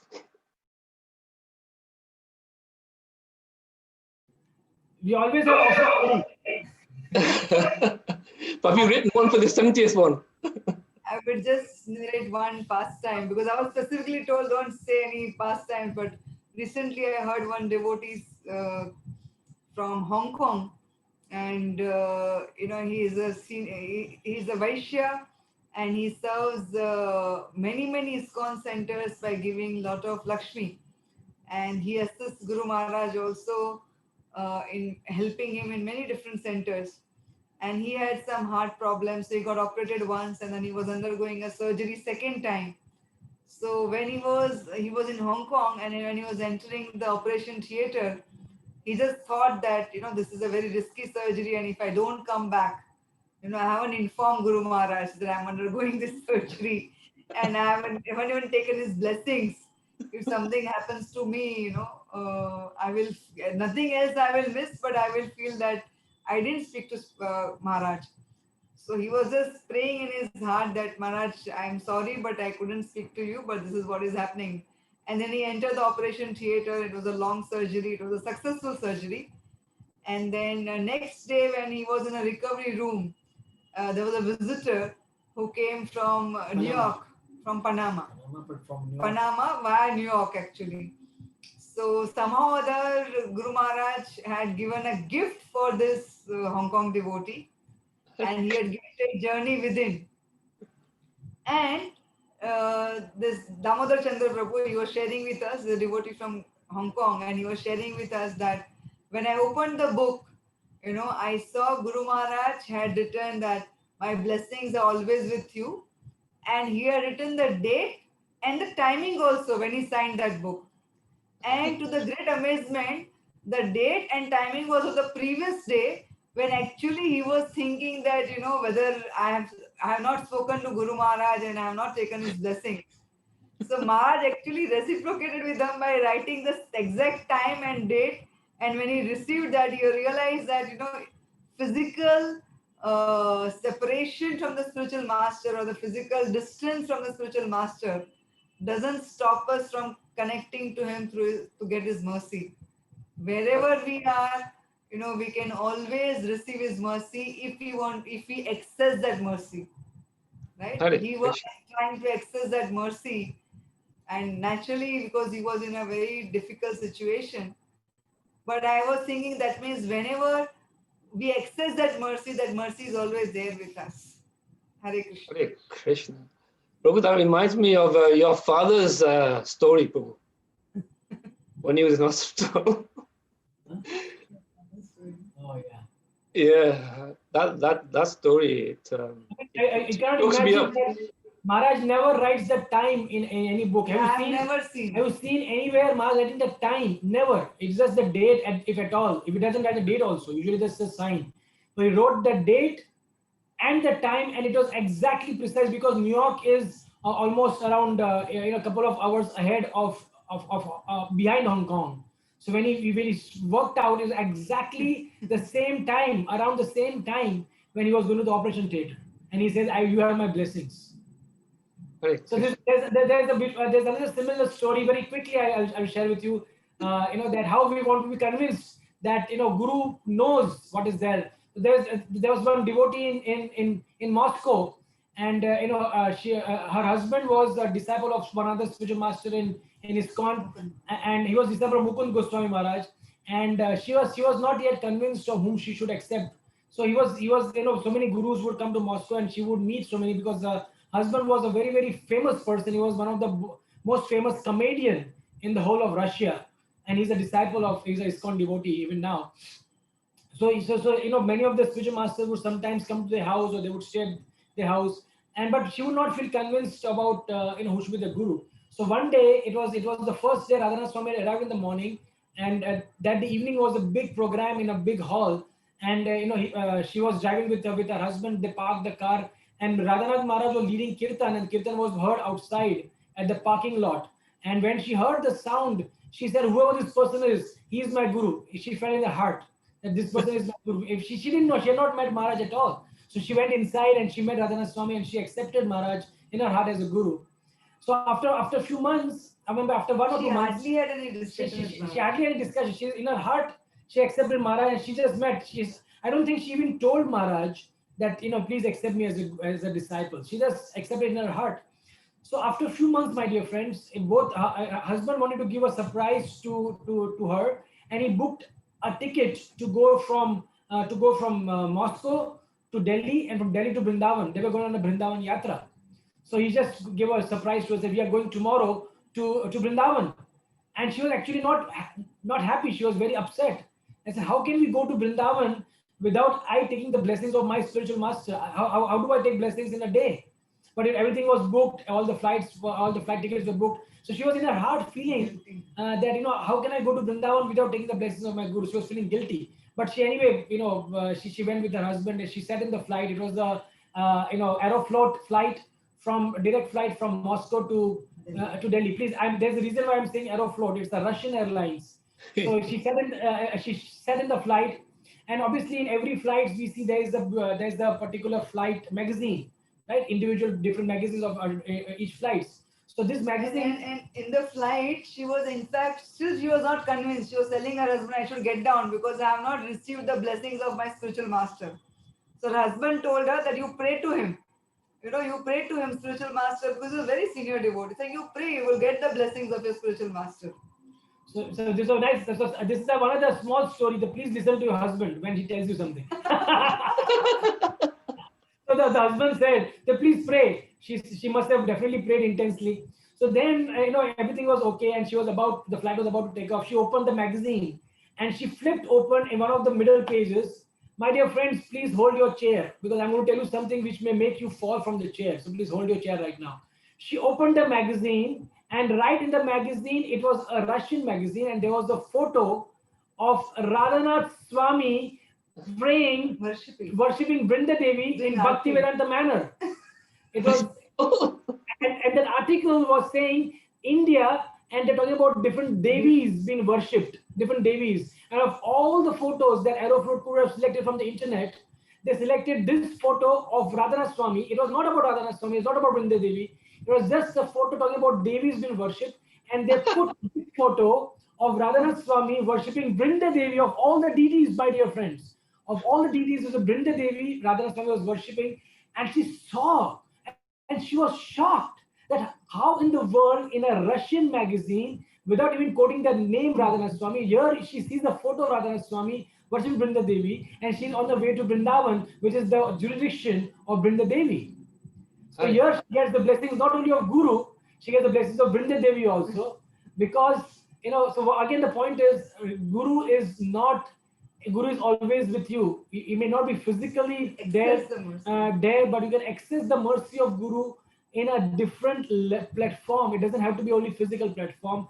And this story that Kishori mentioned, and this story that we heard is and many more such stories, we have full conviction that to access the mercy of Guru, to access the blessings of Guru, to access the desire to please Guru, is not bound by any physical distances. It is much beyond, because the relationship with Guru is much beyond, and it can beat up all barriers, and you can have a direct connection with the spiritual master, and spiritual master reciprocates with you in a different platform. She collected all the magazine of the entire flight with her. When we met her, she actually showed us. We saw the photograph. We saw that she had collected all the 20-25 magazines and she brought with her because she was feeling this is mercy of my spiritual master. This is a blessing of my spiritual master.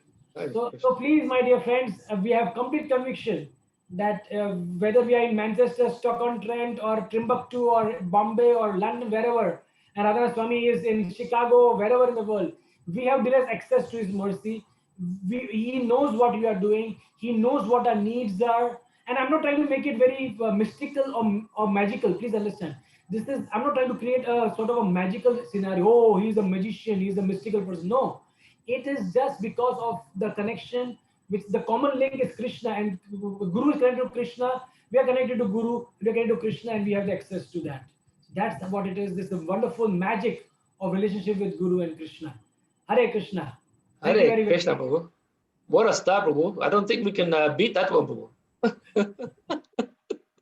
Very wonderful, Prabhu. So the Super Soul's position is very special in this situation. Super Soul and husband, both.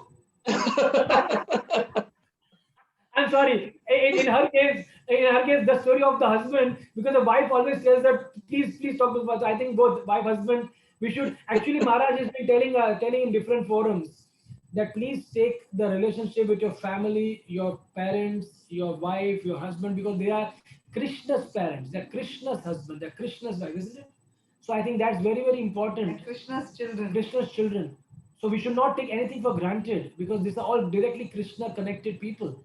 So I think we should, on a serious note, respect each other and take each other seriously. Not just the guru or the devotees, but all the people that you deal with: your husband, your wife, your children, your parents, your workers, whatever. This is all related to Krishna. That is what Maharaj has been teaching in different forums that we have been hearing, small forums that he's been talking about. Anyway, I don't want to take your time. This is all not accounted for time. We are losing out. It's already 4:23. So I think we will just be a silent spectator now and for some time. And please carry on. Have a wonderful day ahead. Hare Krishna. Hare Krishna. Sadhu Sangha ki jai. Jai. Okay. So we would like to have this wonderful opportunity to be the first person in Manchester to speak the Vyasa Puja offering on the 70th Vyasa Puja celebration of His Holiness Radhanath Swami Maharaj. Any volunteers? I thought there'd be a queue. Hare Krishna.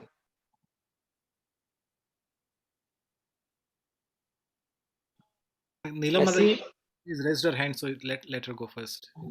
Who's raised their hands? Neelam Mataji. Hare Krishna, Neelam Mataji. Please. Hare Krishna, Prabhu. Hare Krishna, Prabhu. Welcome. Thank you so much. Prabhu, is it okay for us to go together? Yes, Prabhu.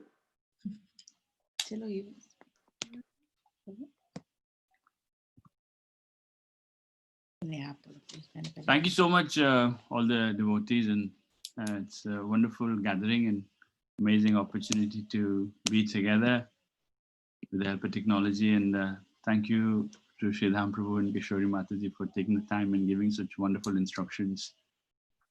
A lot of the instructions devotees have said, we've tried to take personally and implement in our lives. So here's a little something we put together. Happy birthday to our dear Guru Maharaj. My personal understanding is that sincere appreciation to any person, whether he's your spiritual master or a friend or anybody who means a little to you, should happen on a very practical level. And of course, everybody has a different way of putting the appreciation together. But for me, it's on three levels. One is to implement his instructions in my life. Second is to demonstrate my commitment. And third is to engage in direct service as much as possible to the spiritual master. So I've made a lot of notes from what Prabhu and Mataji have said recently, and also acknowledging one post Jori Mataji put in the Radhanath Maharaj disciple group about how we should give care to our near and dear ones at 3 levels. So this is referring to a husband-wife relationship who are partners at so many different levels. So the care Maharaj is referring to in that note Mataji shared to your wife or anybody in your care should be at a physical level, at an emotional level, and at a spiritual level. So when I was reading that post, incidentally, me and my wife sat together and I asked her, am I giving you protection at all 3 levels? And thankfully she agreed. I've ticked that box that, I'm following the instruction of the spiritual master. In terms of our personal commitment, we are also fortunate that in Manchester, we've been blessed with tremendous service opportunity. And I have personally, by the blessings of all the senior devotees, held on to the service of book distribution for the last 10 years. So I feel personally very blessed. And I have not been fired so far. So I'm holding on to that service. So it's a blessing. Between the two of us, me and my wife, we had the amazing opportunity again to finally, after 20 years of hanging around in the movement and 4 years of being blessed myself with initiation, completed the Bhakti Shastri course. So that was one in terms of our personal commitment.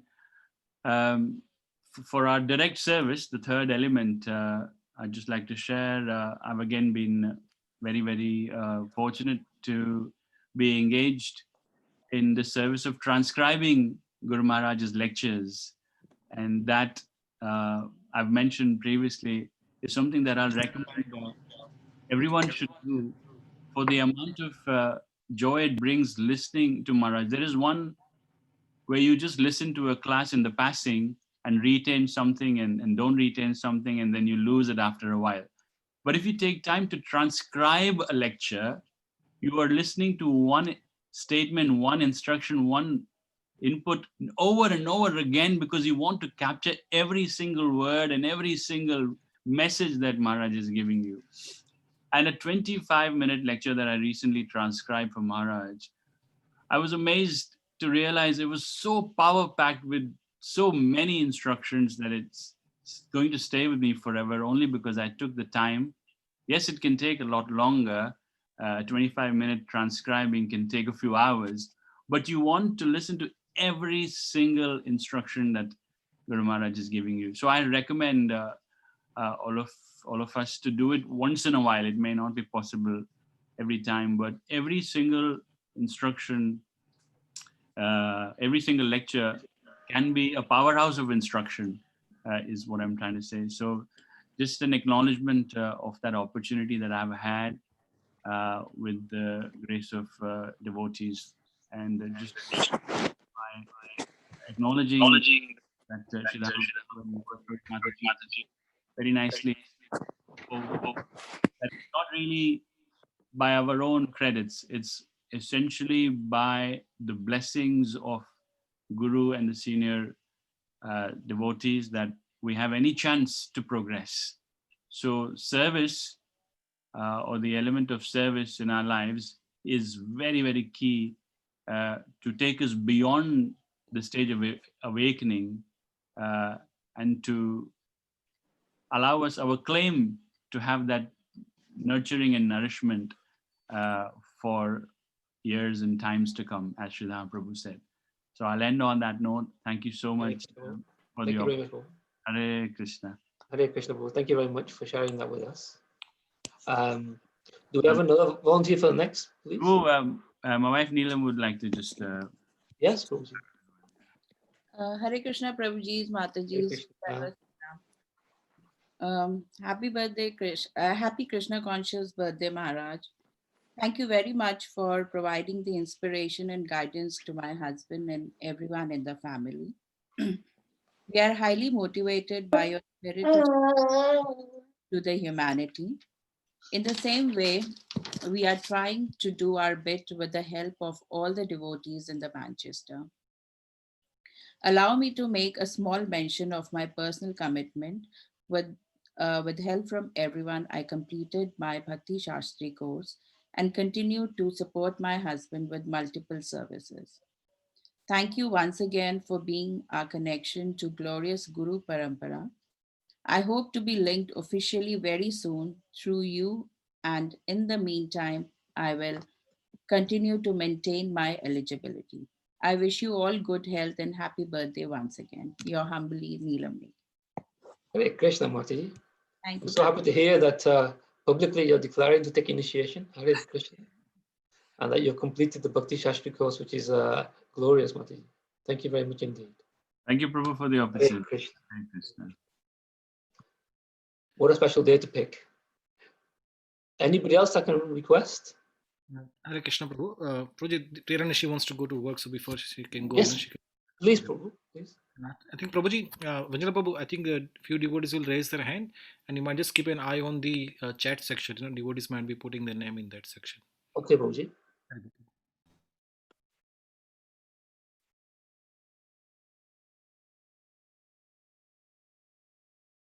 We'll start.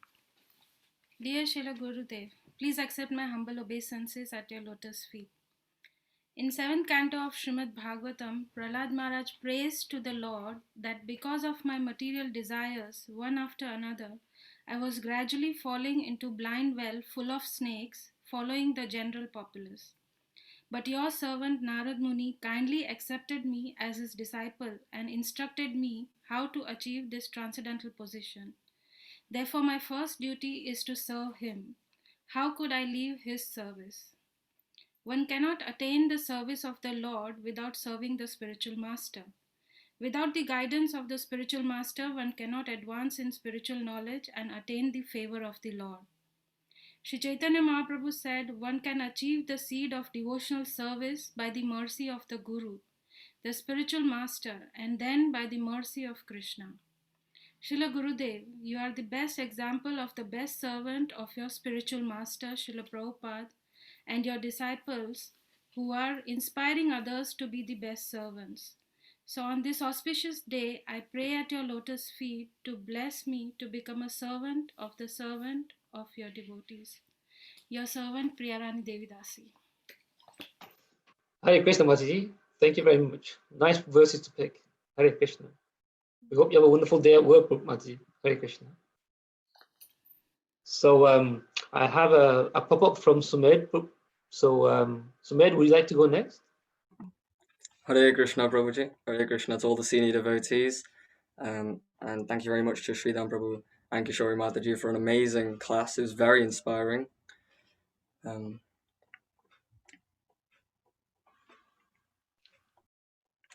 Hare Krishna Maharaj.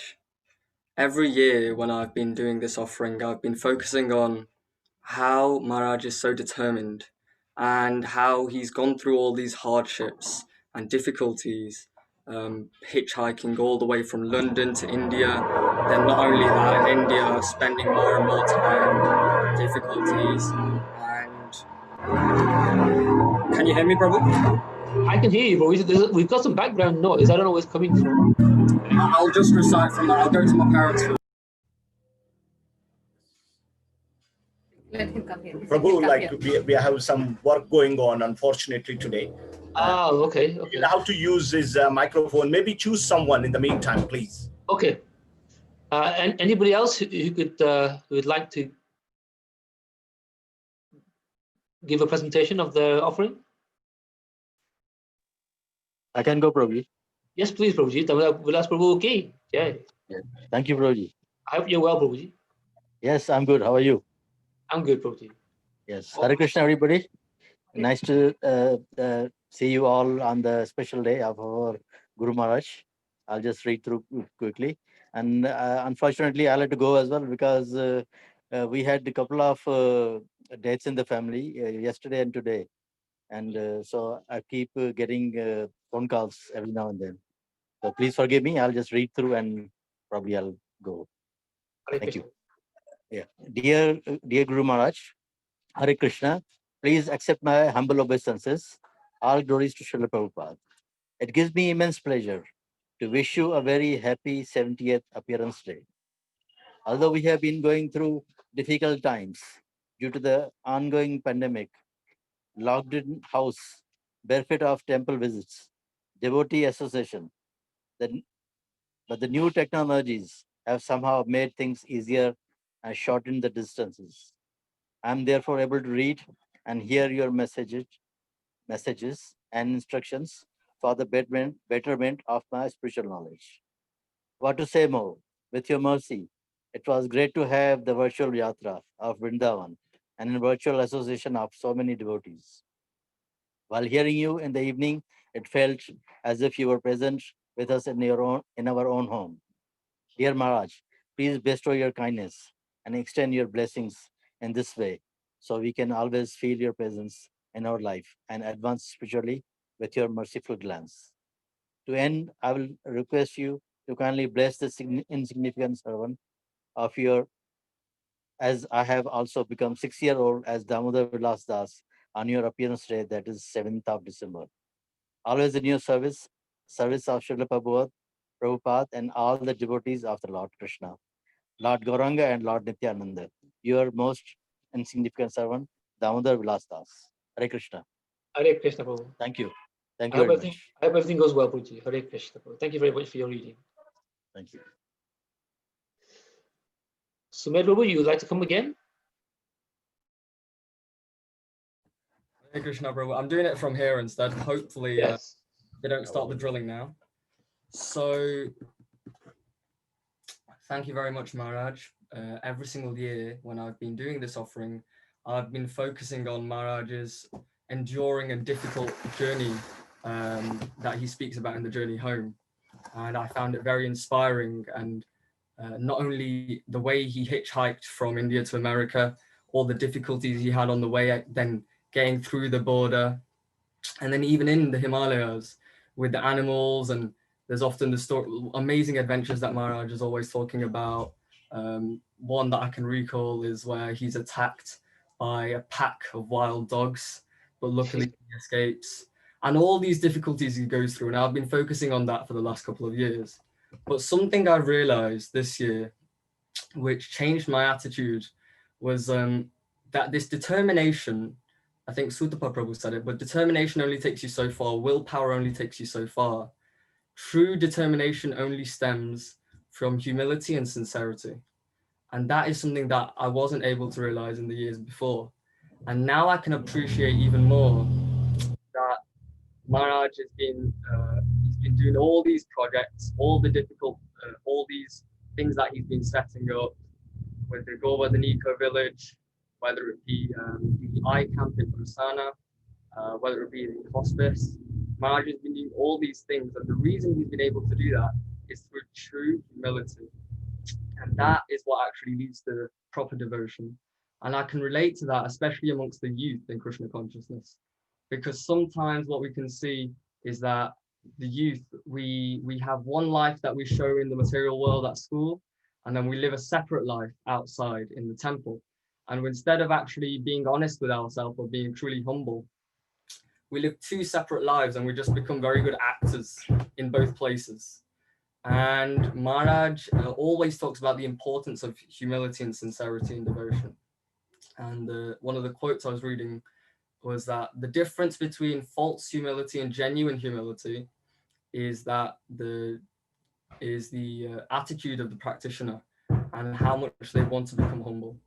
And because even in our Krishna consciousness, I've realized that people can still practice, but they actually don't want to, they want to do Krishna consciousness to look good amongst other devotees. They want to show how great they are, or something like that, rather than actually practicing the Krishna consciousness for themselves.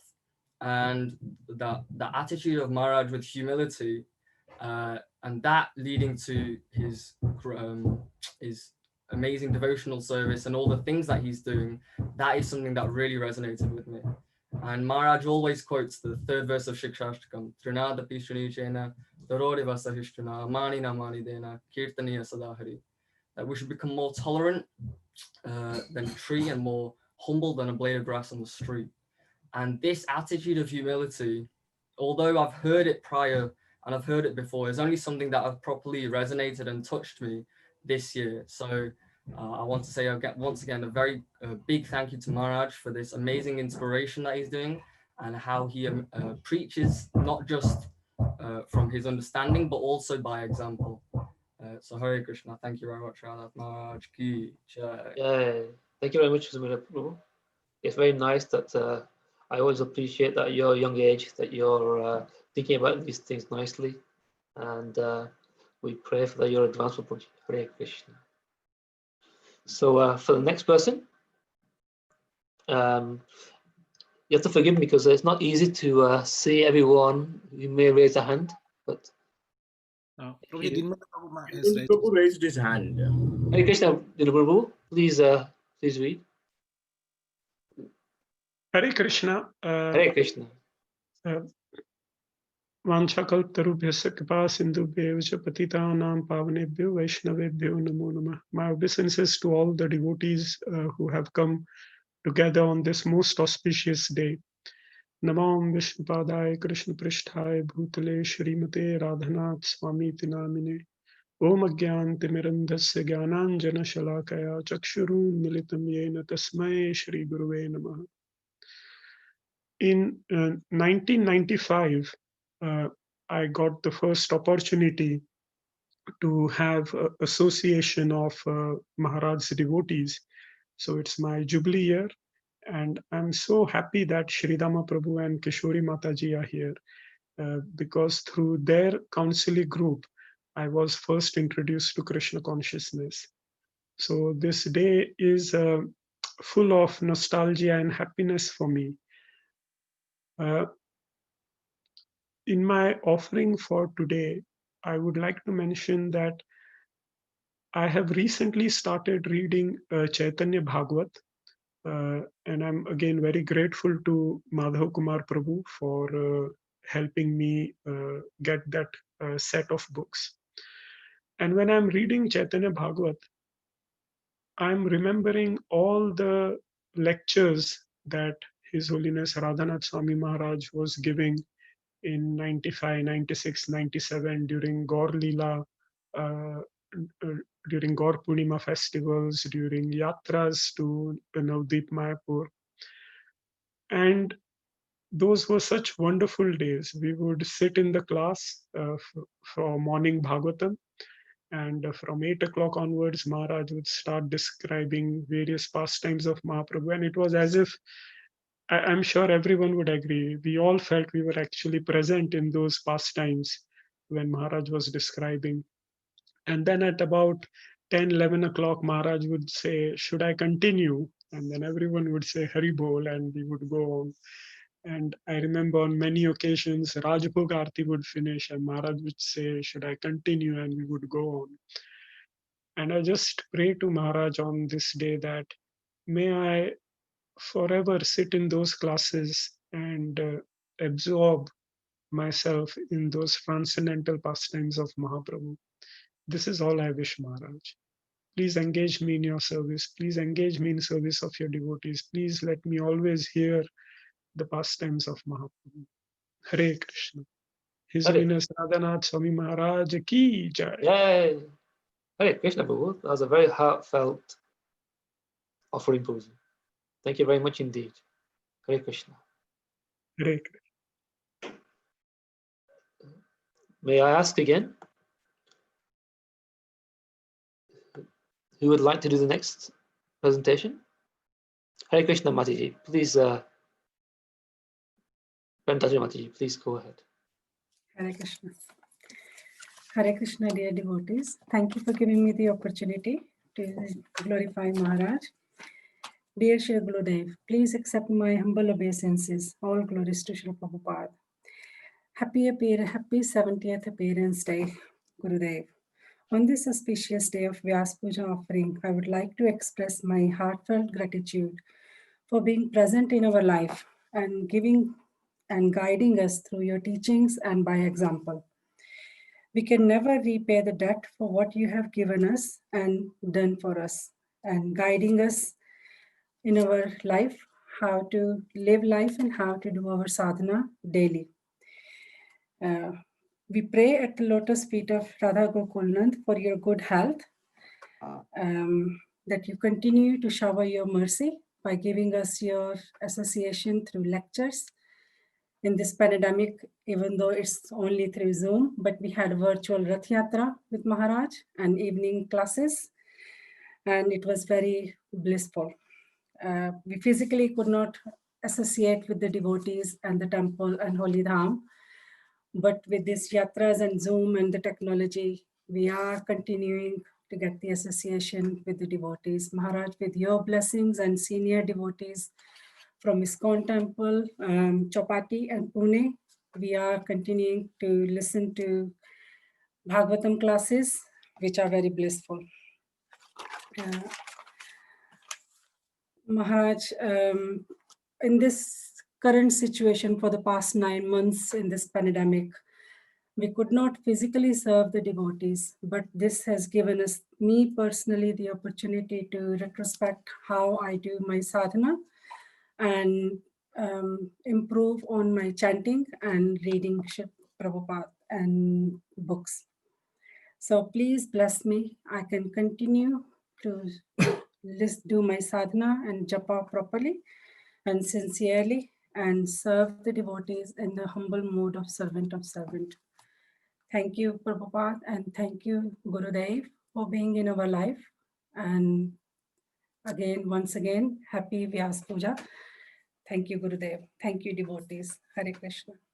Hare Krishna. Devi Dasi. Hare Krishna Mataji. Thank you very much for your offering.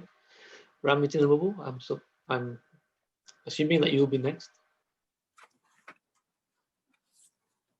Happy to follow, Prabhuji. Hare Krishna Babu. Hare Krishna, Prabhuji. Dearest Guru Maharaj, please accept my humble obeisances. All glories to Srila Prabhupada. All glories to your lotus feet. I think of you every single day. I think of the words you have spoken.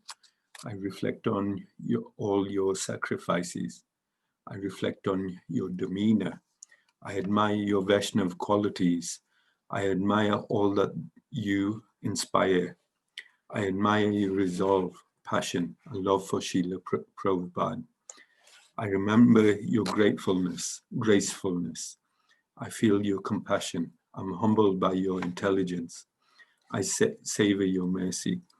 If only I could become even a small iota of all the things that you represent, I might be saved. I'm such a fallen soul and conditioned soul that I don't really qualify to sing any of your glories. I thank Lord Krishna for delivering me unto your lotus feet. Thank you for being in my life. And I wish if you could please continue to shower your mercy. Happy birthday, happy Krishna conscious birthday, dear Gurudev. Jai. Hare Krishna Babu. Thank you for your heartfelt offering, Babu. And both of you, thank you very much indeed. Hare Krishna. Hare. Do we have any more volunteers? Hare Krishna, Ujjwala Muni Mataji, please go next. Hare Krishna. Hare Krishna Mataji. Krishna Prabhujis and Matajis, accept my humble obeisances. Dear Guru Maharaj, wishing you a very happy birthday. Please accept my humble obeisances to your lotus feet. Dear Guru Maharaj, please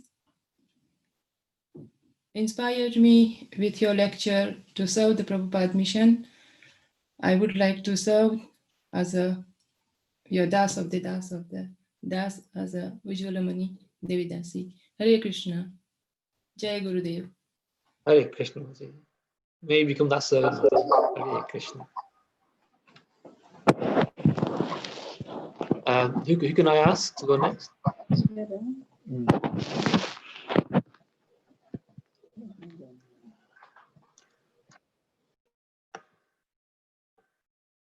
Any volunteers? I can go, Prabhuji, if devotees are not there yet. Okay. Then Sundareshwar Prabhu, if you go after Radhanath Prabhu, that'd be nice. Hare Krishna. Dear Gurudev, please accept my humble obeisances, all glory to Srila Prabhupada.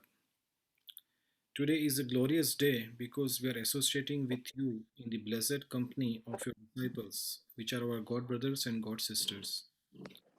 Krishna has specially sent you in this world to help so many suffering living entities, and you are doing your service so wonderfully. We know this because without your shelter, we would have been still not rotting and burning in this terrible world. Your kindness and love is so unconditional upon us. Again, we know it because we know we do not deserve your love and kindness. Thank you, Gurudev, for saving us. But we know this word is hopeless in showing real gratitude that you deserve. Dear Gurudev, our life is nothing but gift of your mercy. Without your love and kindness, we know we would have never come to Krishna's shelter. And more importantly, without your love and kindness, we would not have survived in Krishna consciousness. As a loving Father, you gave us everything, yes, everything that we need to progress and survive in bhakti. Recently, we heard your beautiful interview where you mentioned that essentially the need of a living entity is to love and to be loved. This is amazing, Gurudev. You described and solved an actual problem of this world. You are the personification of this sutra. You love everyone in this world, so the whole world is loving you. Actually, Maharaj, all the activities that you do is nothing but your love for us, for Srila Prabhupada, and your beloved Shri Radha.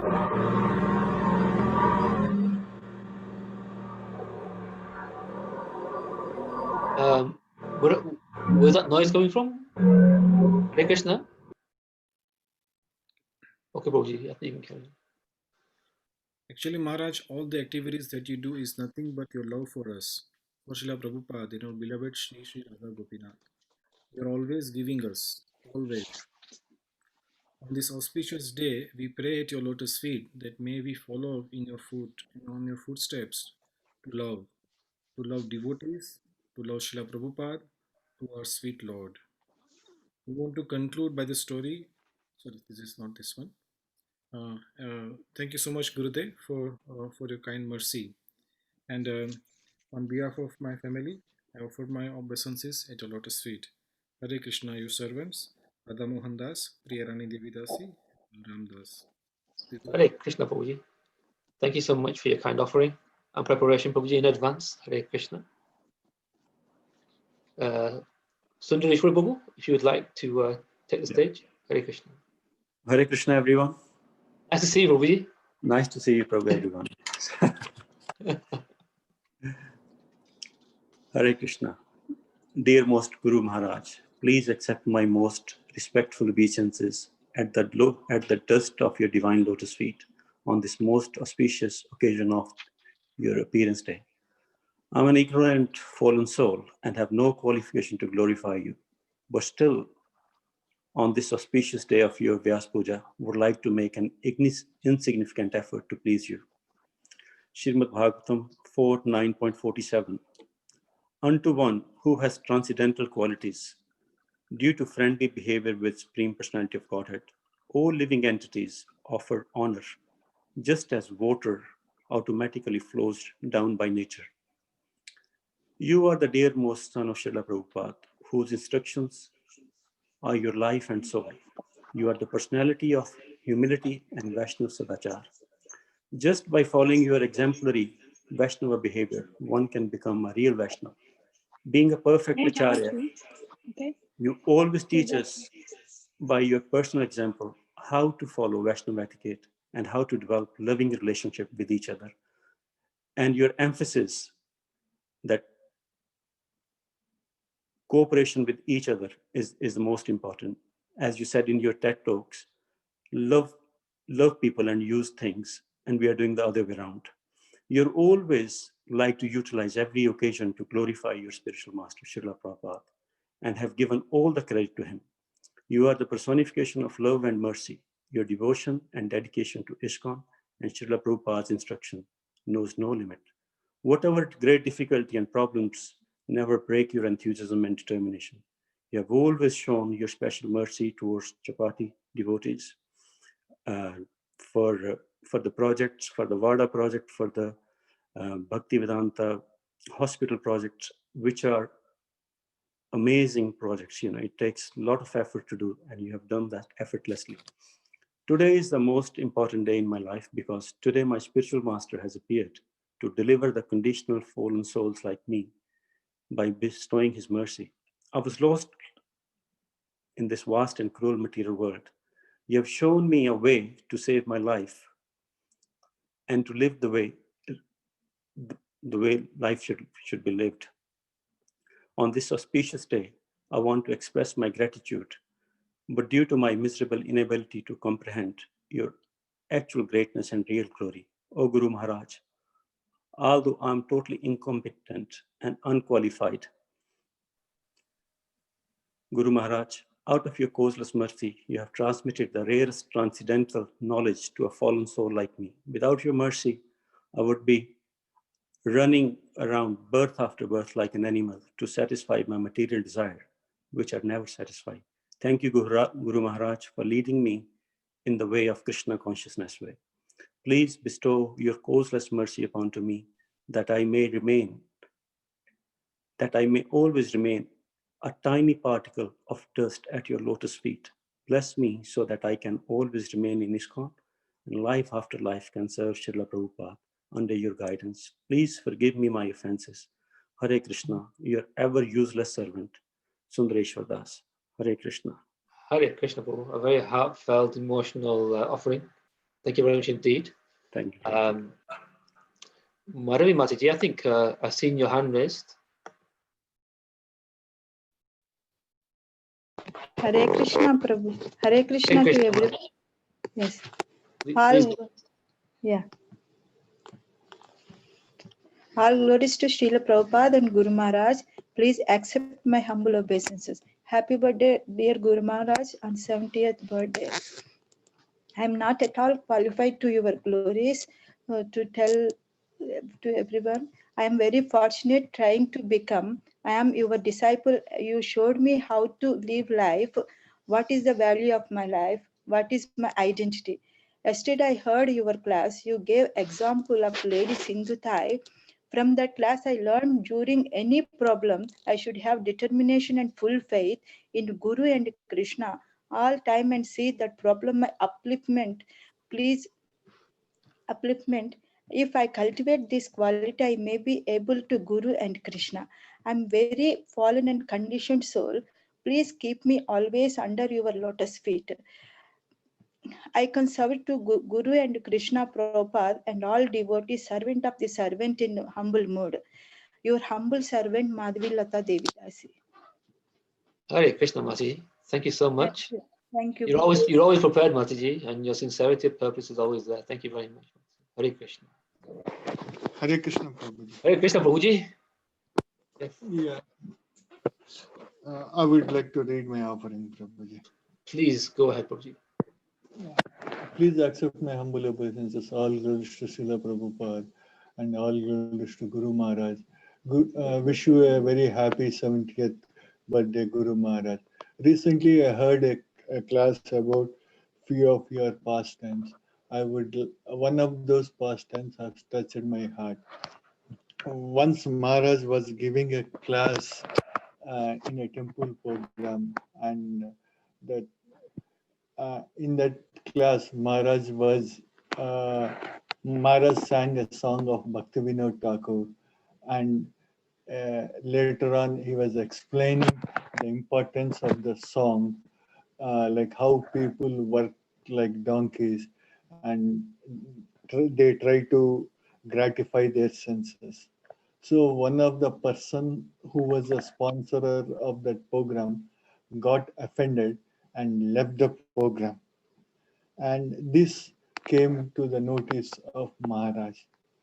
So then Maharaj took the telephone number of that person and called him, and Maharaj told that person, this is a song of Bhakti Vinod Thakur, and he was just explaining what that song meant, and he asked forgiveness for offending him. And later on, Maharaj glorified the qualities of Bhakti Vinod Thakur. The person was heart touched by what Maharaj has told, and then he came and met Maharaj personally, and he asked forgiveness from Maharaj, and Maharaj told, if you chant one round, I will be happy. Then he was given a chanting bag, and that person chanted one round. After that, Maharaj told him, if you chant one round every day, I will be happy. Then that person started chanting, and over a period, he started chanting 16 rounds, and he took initiation from Maharaj. So, from this, I can understand how Maharaj was so merciful to and compassionate to the person who did not understand him. So, this past time when I heard, it has touched my heart. So, I thought I would like to share with everyone. Thank you very much, and thank you for giving me time. I'm humble, your humble servant, Sarvagna Krishnadas. Hare Krishna. Hare Krishna. Thank you, Prabhuji, for a very heart-wrenchingly nice pastime of Maharaj's mood of service. Hare Krishna. Thank you very much.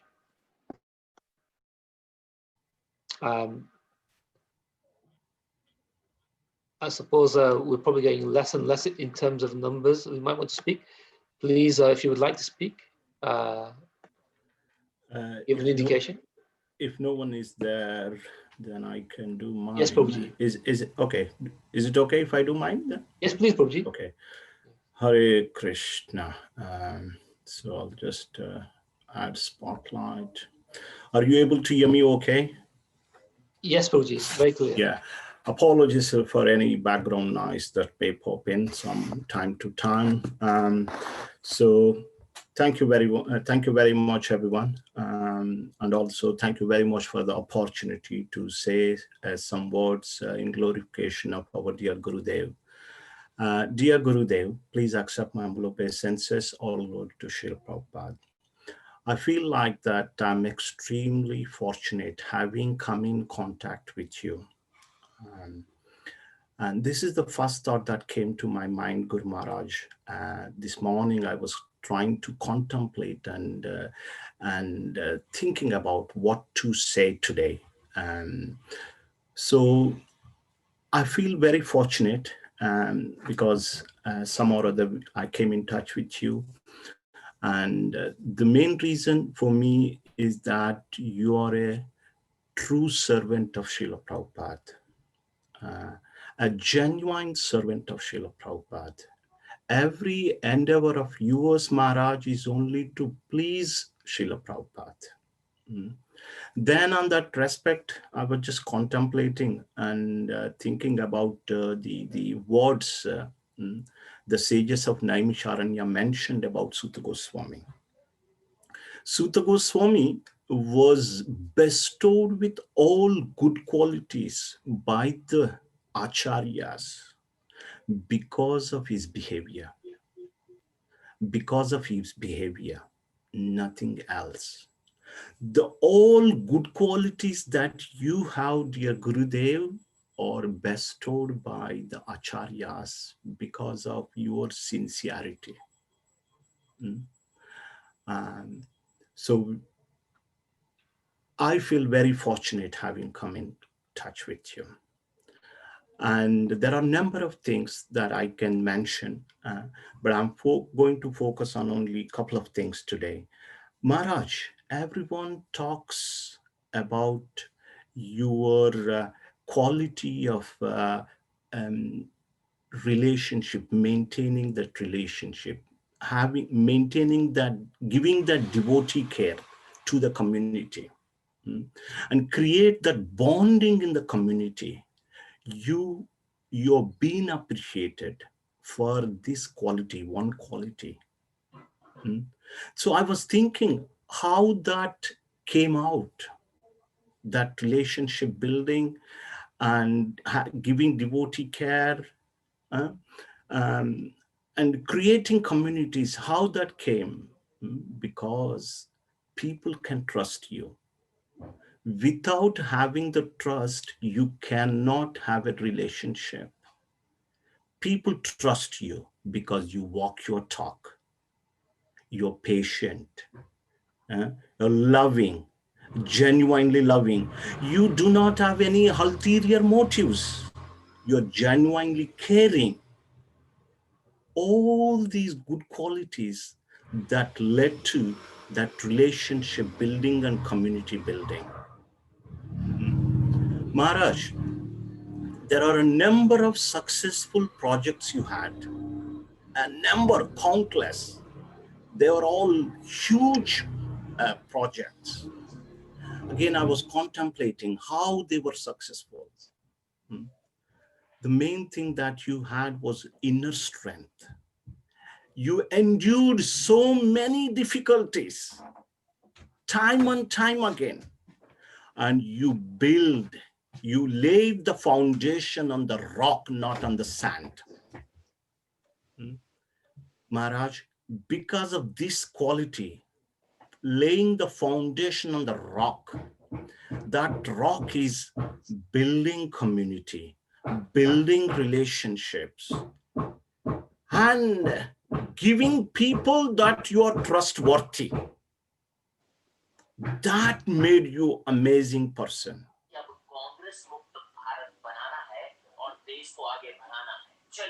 Hare Krishna. Whoever that is, please can we... I'm muted, Prabhu. Okay, thank you. So, yeah. So these good qualities, yes, we can achieve something only when we have the quality. Maharaj, all achievements because of your qualities. All the qualities good you have are bestowed by the acharyas because of your sincere. You do not have any duplicity. Yes, when you are genuine, without any duplicity, caring, loving, and people trust you. People trust you because you walk your talk. All these good qualities led to your success, to your glory. Maharaj, last year I made a vow that as a disciple of yours, I made a small vow that my vow is that I try not to bring any disfame to you or Srila Prabhupada. Being disciple of yours, being follower of ISKCON, I try my level best. I'm taking promise again today that I will endeavor to not to bring negativity to you. Even if I'm not bothered about bringing glory, but at least minimum thing that I'm trying to do is that not to bring any infame to you or Srila Prabhupada. Dear Gurudev, my current engagement demands a lot of patience on me. It tests my patience time and time again. Time and time again. I only request Gurudev to give me enough strength to have this patience to continue in my current engagement. Hare Krishna, your humble servant, Gaurnath Radhas. Hare Krishna, Prabhu. Thank you for your sincere pledge and for understanding the glories of Maharaj. Hare Krishna. Mati, I'm just going to take a little nature call, but please continue. Okay, thank you, Prabhu. Hare Krishna Guru Maharaj and all the devotees. I would like to start with wishing you a very, very happy birthday, Guru Maharaj. And it's a wonderful, auspicious day. and we feel so glad, in the life since we took shelter of ISKCON, and moreover since we took shelter of you as well. It's an amazing change in the life. So every principle you taught is really, really amazing. And one principle, especially I try to stick in the life is, relationships. You always mention, that the fundamental of the success is the relationship, having good relationships. So I noticed that people who talk about the equality, diversity outside, compared to that Bhagavad Gita, your favorite verse, to see the Brahmana and a dog eater and cow, everybody the same. That principle you always talk, and you always preach. So that is a sort of, I felt that it's a formula for first step for the success. And when people around you trust, people around me trust me, that made me life very easy for facing all the difficulties. And whenever I have trouble, I just, when I listen to you, you give the doctors give the treatment just treating the symptoms, but you give the treatment plucking out the root cause, and that makes me feel so relaxed. Not just relaxed, despite the problem, I feel so happy that, I don't know how, but despite any difficulties, listening to you makes me really happy. But it takes time to contemplate and churn the mind little bit to explore that. But once it is done, then it is always happiness. And the other principle you taught us is, look at the in the life reversals, don't look at the negative, but take it as an opportunity. That's an amazing lesson you taught us, and I really feel grateful. And it was in the ISKCON, we have different nature devotees, different levels of seriousness, but we are lucky in Manchester. We have few really sincere devotees, and it makes us move forward.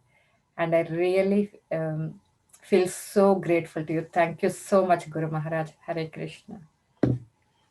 Hare Krishna, Mataji. Thank you very much for your nice offering. Thank you, both of you. Hare Krishna. And thank you for the kind service. Hare Krishna.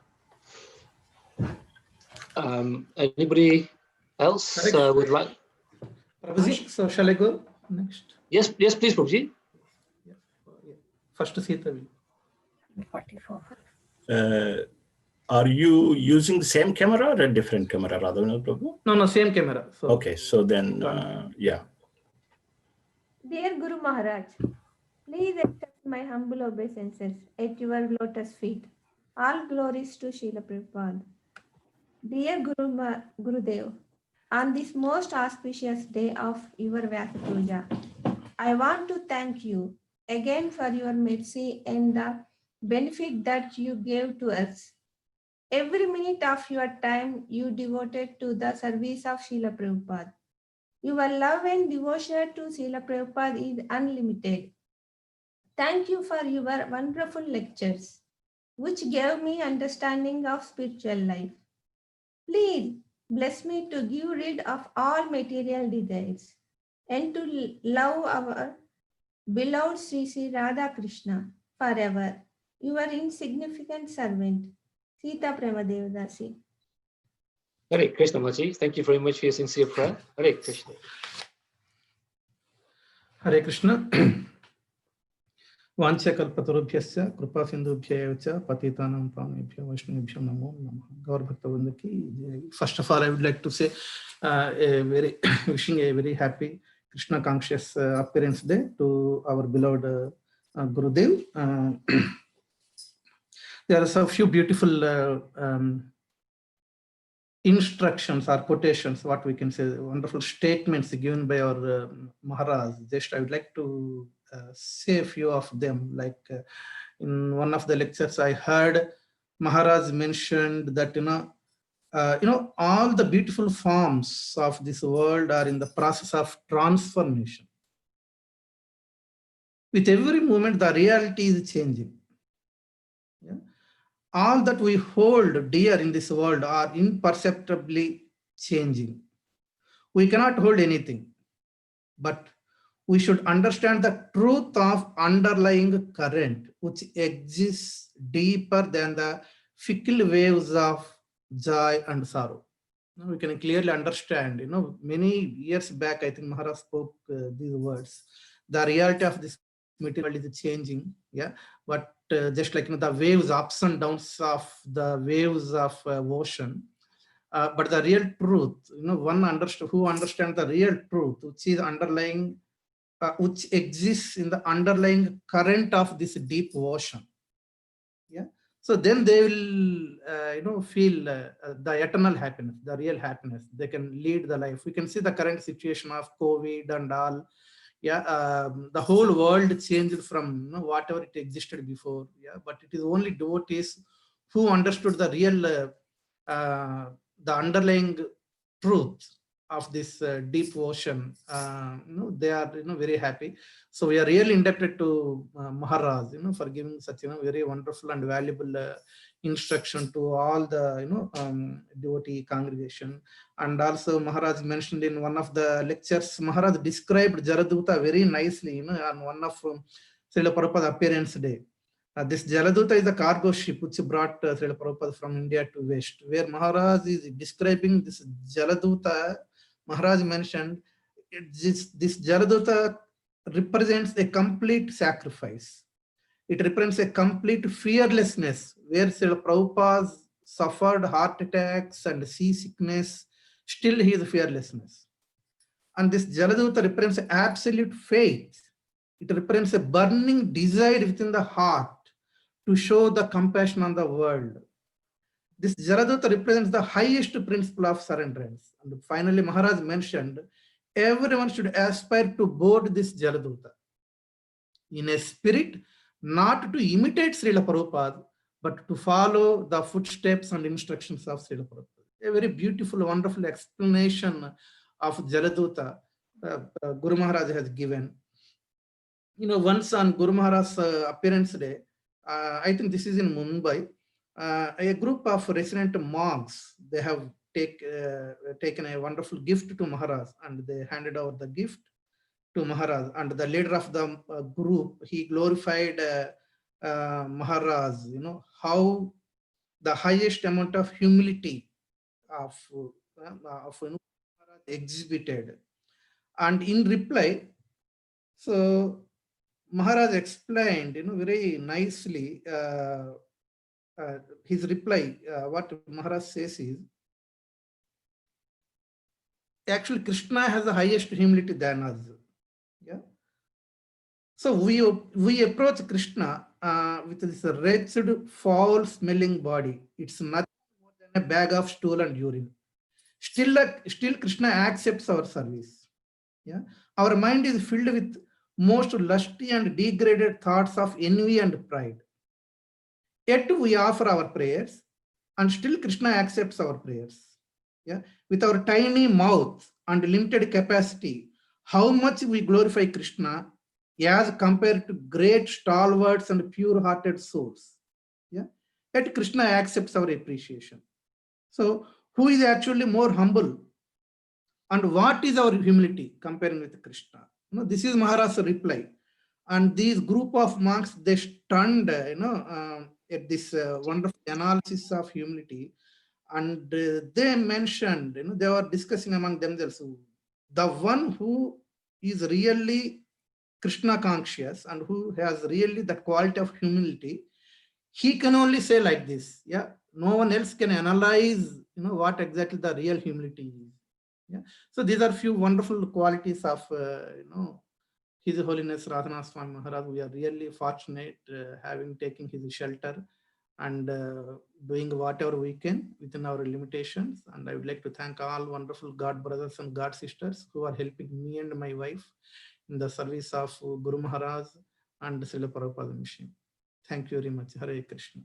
Hare Krishna Prabhu. Thank you very much, especially the Jaladuta definitions. Hare Krishna Prabhu. Anybody else we have remaining? Would like to say something?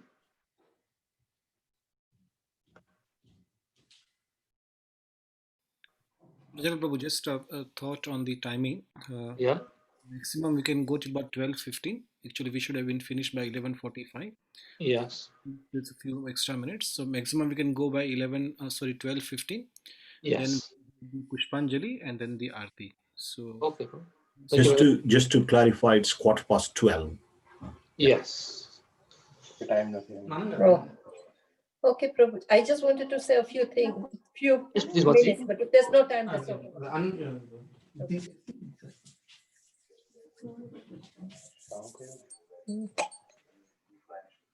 Bhuvneshwar Mataji, I think we couldn't hear you properly. I think you'd like to offer the offering. So Yes, Prabhuji, I said I wanted to say a few words, but you haven't got time, so that's okay.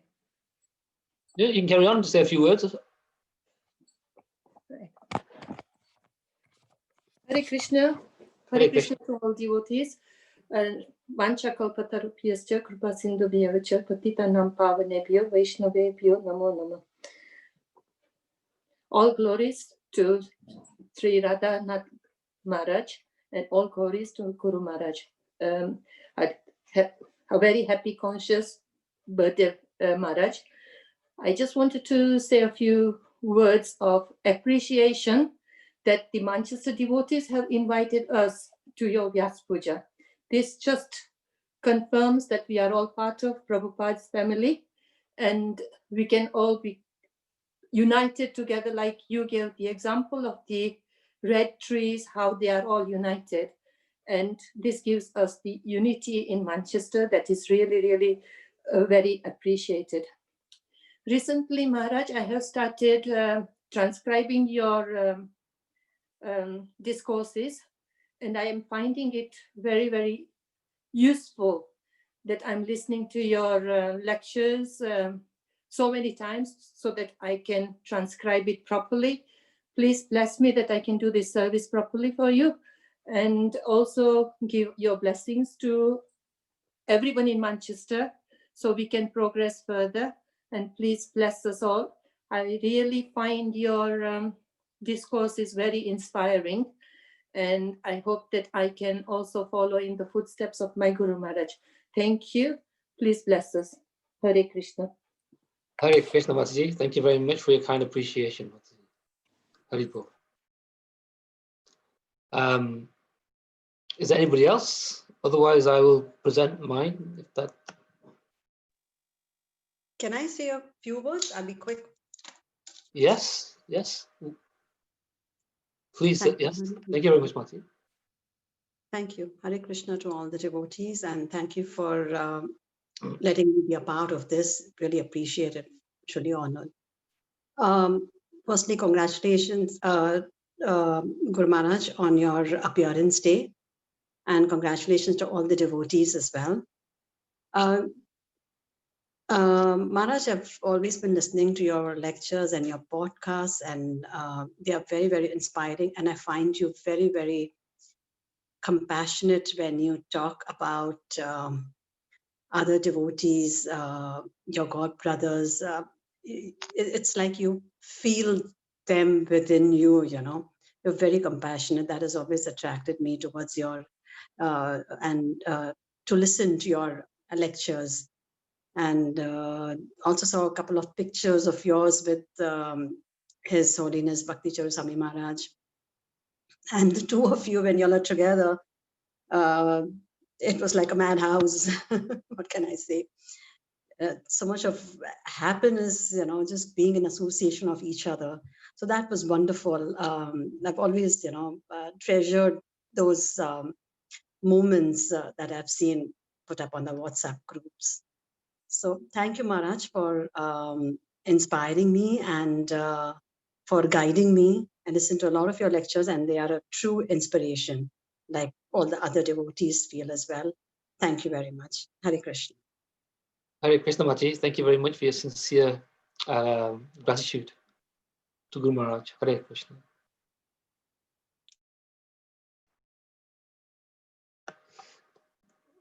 Please, if there's anybody else who would like to make an offering, please take this opportunity.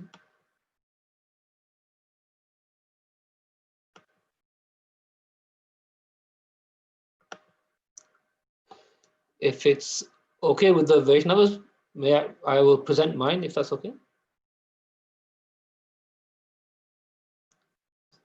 Hare Krishna.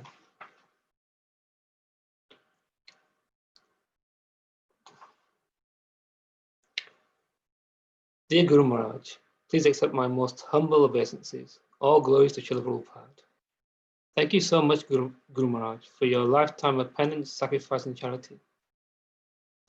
In the Srimad Bhagavatam 8.7.44, a verse describes the magnanimity of a Vaishnava, in line with following in the footsteps of Srila Prabhupada and great Vaishnavas. It is said that great personalities almost always accept voluntary suffering because of the suffering of the people in general. This is considered the highest method of worshipping the Supreme Personality of Godhead, who is present in everyone's heart. I offer my prostrated obeisances unto you, my spiritual master, Vande Guru Shiv Charanvindam. After decades of planning and inspiration, you've ingeniously took up the multitude of projects that allow Srila Prabhupada's followers and aspiring devotees to practice and spread the Krishna conscious movement all over the world.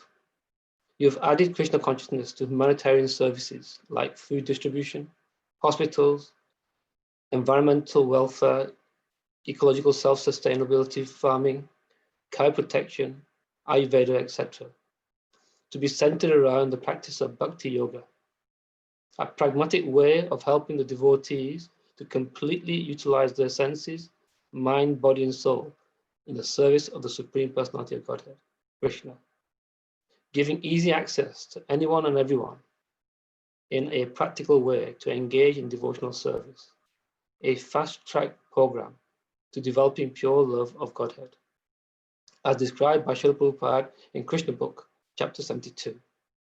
Lord Krishna told Yudhishthira Maharaj that he is conquered by the love of one who has conquered his senses. One who has not conquered his senses cannot conquer the Supreme Personality of Godhead. This is the secret of devotional service. To conquer the senses means to engage them constantly in the service of the Lord. The specific qualification of all Pandava brothers was that they always engaged their senses in in the Lord's service.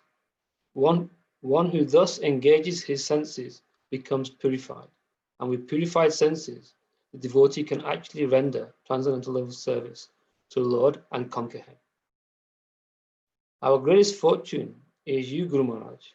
You have considered in detail the plight of the conditioned soul in modern society, and you have expertly manifested these incredible projects to loosen the grip of material life, so that there may be every chance for us to perfect the human goal of life and completely be immersed in pure devotional service. Lord Krishna in Bhagavad Gita 3:21 says, whatever action a great man performs, common men follow, and whatever standards he sets by exemplary acts, all the world pursues. Your life exemplifies complete surrender, tolerance, patience, determination, loyalty, unflinching faith in Guru and Krishna, cooperation and unity, devotion, servitude and selflessness, servant of the servant, humility, spiritual ambition, enthusiasm, sincerity, devotee care, and utility is the principle. You have set the highest example for us to follow, and our love shall ever increase by the remembrance of your loving sacrifices. Your leadership is the epitome of kindness, mercy, compassion, duty, and spiritual vision.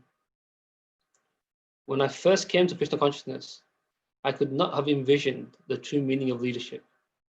Under your care, I have understood the profound responsibilities of leadership and the need for spiritual advancement to undertake any kind of leadership for which the world desperately awaits.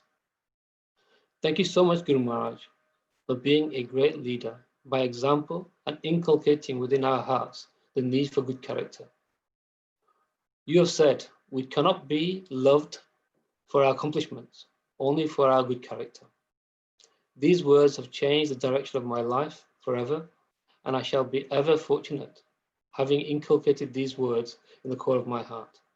Thank you so much, Guru Maharaj. I wish you a magnanimous 70th year in the service of Guru and Lord Krishna. May all your deepest desires to please Srila Prabhupada become manifest. May we, your disciples, by the grace of the Lord, somehow be granted the ability to serve you in full surrender for the rest of our lives, for your pleasure. It is with the deepest gratitude, subservience, and surrender I thank you heartily for giving me your eternal causeless mercy and shelter. Thank you for being my life and soul, and kindly pray for me that I may genuinely follow in your footsteps.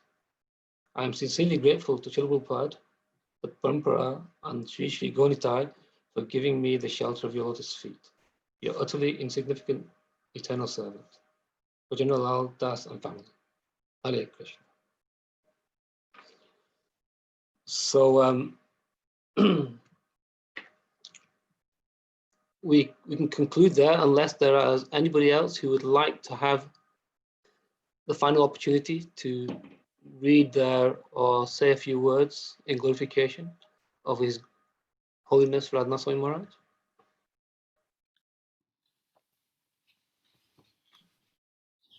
Hare Krishna Prabhuji, I think we stop there, Prabhu, and carry on with the next stage. So thank you very much, General Prabhu, and thank you to all the devotees who offered their offerings to Holy Solis Radhanath Swami Maharaj. We're coming to the final couple of programs of today. So we'll be doing a Pushpanjali. So Pushpanjali is done on every Vyasa Puja to the spiritual master. And we sing certain prayers. At the end of the prayers, we offer flower petals to the spiritual master. But today we are doing online. It will not be possible to do the regular way. So what we'll be doing, I'll be singing the prayers online, and then you can keep some of the flowers ready in your hand. And at the end of each prayers, when I say Esha Pushpanjali, you can offer the flowers. Either if you have a Maharaj's photo in your home, you can do it at your home, or if not, we will do it. We'll put the Maharaj's photo in Radha Vinod Prabhu's house on the screen here, and you can offer it to Maharaj there.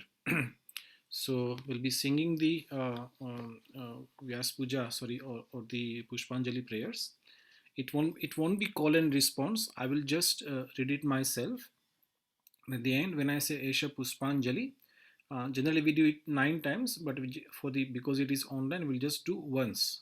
So when I say Esha Pushpanjali, you can offer flower once, and we'll be doing it 3 times. So you can have 3 flowers ready with yourself. So I'll start in a few minutes, and after the Pushpanjali, we'll have the Aarti to His Holiness Radhanath Swami Maharaj. So Aarti will be performed by our dear Radha Vinod Prabhu from his house to Maharaj, and the Aarti will be sung by Madhav Kumar Prabhu from his house. So that will be the conclusion of the evening or the afternoon. And then we would like to feed you a wonderful feast for Maharaj's glorification, but because it is online, we won't be able to do it. But I request all of you to have a nice feast. Hare Krishna. So I'll start the Pushpanjali prayers now, and then you can offer the flowers when I say Esha Pushpanjali. You can bring 3 flowers and do it here.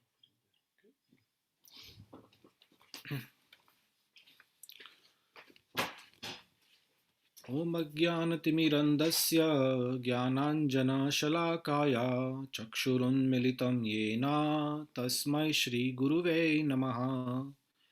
Shri Chaitanya Manobishtam Sthapitam Yena Bhutale Swayam Rupa Kadamayam Dadati Swapadantikam Vandeham Shri Guru Shri Yuta Padakamalam Shri Gurun Vaishnavamscha Shri Rupam Sagrajatam Sahagana Raghunathanvitam Tam Sajivam साद्वैतं सावधूतं परिजनसहितं कृष्णचैतन्यदेवं श्रीराधाकृष्णपादान् सहगणललिता श्रीविशाखान्वितांश्च नमः ॐ विष्णुपदाय कृष्णपृष्ठाय भूतले श्रीमते राधानाथ स्वामिनिति नामिने नमः ॐ विष्णुपदाय कृष्णपृष्ठाय भूतले श्रीमते भक्तिवेदान्त स्वामिनिति नामिने नमस्ते सरस्वती देवे गौरवाणी प्रचारिणे निर्विशेष शून्यवादी पाश्चात्य देशतारिणे नमः ॐ विष्णुपदाय कृष्णपृष्ठाय भूतले श्रीमते भक्तिसिद्धान्ता सरस्वती इति नामिने श्रीवार्षभानवी देवी दयिताया कृपाब्दये कृष्णसम्बन्धविज्ञानदायिने प्रभावे नमः माधुर्योज्ज्वलप्रेमाद्या श्रीरूपानुगभक्तिदा श्रीगौरकरुणाशक्तिविग्रहाय नमोऽस्तुते नमस्ते गौरवाणी श्रीमूर्तये दीनतारिणे रूपानुगविरुद्ध अपसिद्धान्तद्वान्तहारिणे नमो गौरकिशोराय साक्षाद्वैराग्यमूर्तये विप्रलम्बरसाम्बोधे पादाम्भोजाय ते नमः नमो भक्तिविनोदाय सच्चिदानन्दनामिने गौरशक्तिस्वरूपाय रूपानुगवराय ते गौराविर्भावभूमेस्त्वं निर्देष्टा सज्जना प्रिया वैष्णवसार्वभौम श्रीजगन्नाथाय ते नमः वाञ्छाकल्पतरुभ्यश्च कृपासिन्धुभ्य एव च पतितानां पावनेभ्यो वैष्णवेभ्यो नमो नमः नमो महावदन्याय कृष्णप्रेमप्रदायते कृष्णाय कृष्णचैतन्य नामिने गौरत्विषे नमः पञ्चतत्त्वात्मकं कृष्णं भक्तरूपस्वरूपकं भक्तावतारं भक्ताख्यं नमामि भक्तशक्तिकम् हे कृष्णा करुणा सिन्धु दीनबन्धु जगत्पते गोपेश गोपिका कान्ता राधा कान्ता नमोऽस्तुते जयतां सुरतौ पङ्गोर्मम मन्दमतेर्गति मत्सर्वस्वपदाम्भोजौ राधा मदनमोहनो दिव्याद्वृन्दारण्यकल्पद्रुमादा श्रीमद्रत्नागारसिंहासनस्थौ श्रीमद्राधा श्रीलगोविन्ददेव पृष्ठालीभिसेव्यमानो स्मरामि श्रीमान् रासरसारम्भी वंशीवटतटस्थित कर्षण्वेणुस्वनैर्गोपीर्गोपीनाथ श्रियेस्तु नः तप्तकाञ्चन गौराङ्गी राधे वृन्दावनेश्वरी वृषभानुसुते देवी प्रणमामि हरिप्रिये जय श्री कृष्ण चैतन्य प्रभु नित्यानंद श्री अद्वैत गदाधर श्रीवास आदि गौर भक्त वृंद हरे कृष्णा कृष्णा कृष्णा हरे हरे हरे राम राम राम हरे हरे नमो विष्णुपदाय कृष्णपृष्ठाय भूतले श्रीमते राधानाथ स्वामिनिति नामिने एष पुष्पाञ्जलि. You can offer the flower to Maharaj and offer your obeisances and again come back. नमः ॐ विष्णुपदाय कृष्णपृष्ठाय भूतले श्रीमते राधानाथ स्वामिनिति नामिने एष पुष्पाञ्जलि. You can offer two flowers to Maharaj, offer obeisances and come back. नमः ॐ विष्णुपदाय कृष्णपृष्ठाय भूतले श्रीमते भक्तिवेदान्त स्वामिनिति नामिने एष पुष्पाञ्जलि. you can offer flowers to Maharaj. You can come back, and that's the end of the Pushpanjali ceremony. Thank you all very much. So now we'll move towards the Aarti. So I'll ask Radhanath Prabhu to be ready with the Aarti, and now Madhukumar Prabhu, please you may begin as soon as the Aarti. You can start offering or singing. Hare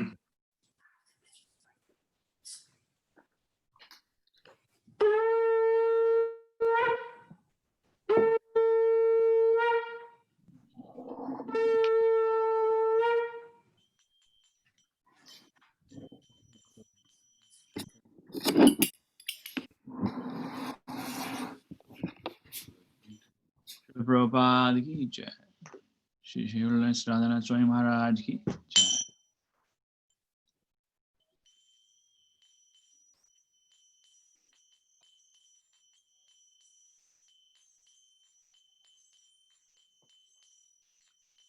Samsarada Nalalila Loka Pranaya Karuna Ganaganatma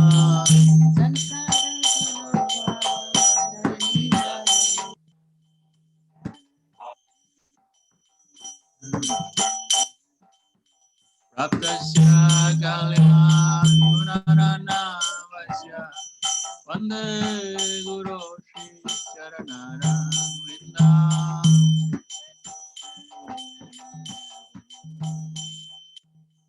Vande Guru Shri Charanara Vindam Mahaprabhu Ki Taranitya Aditra Madhyam Manasura Sena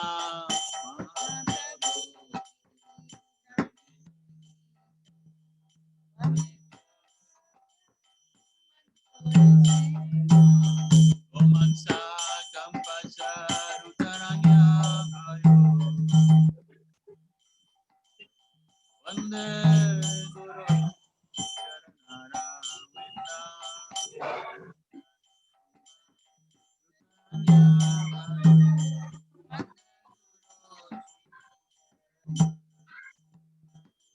Vivigrahara Taranityanana Indrakama Nirmanjanaro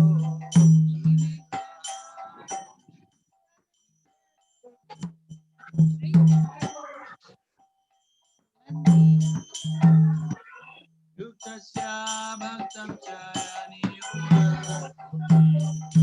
Vande Guru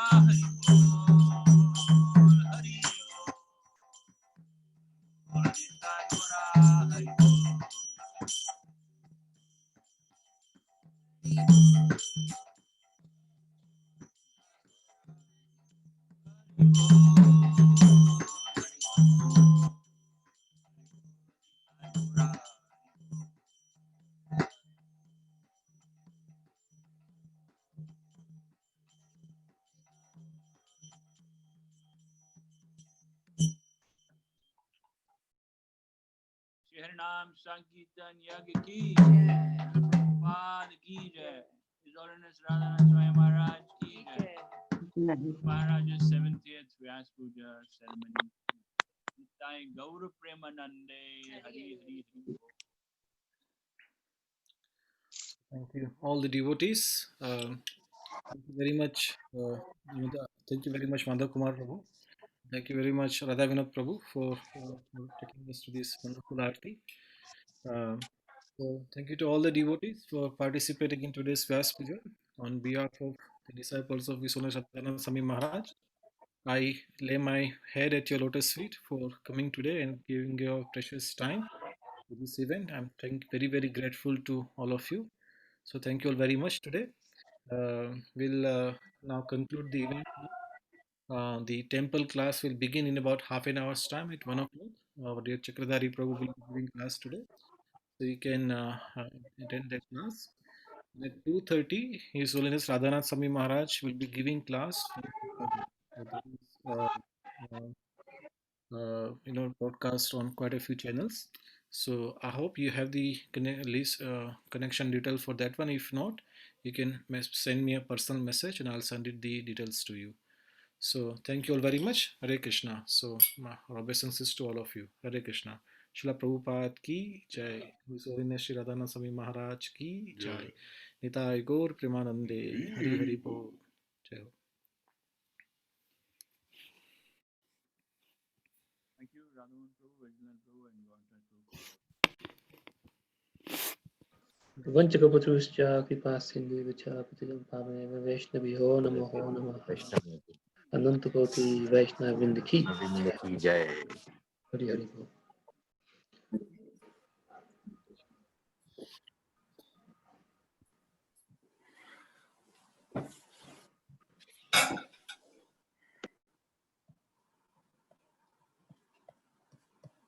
leave meeting the time. Right, bottom.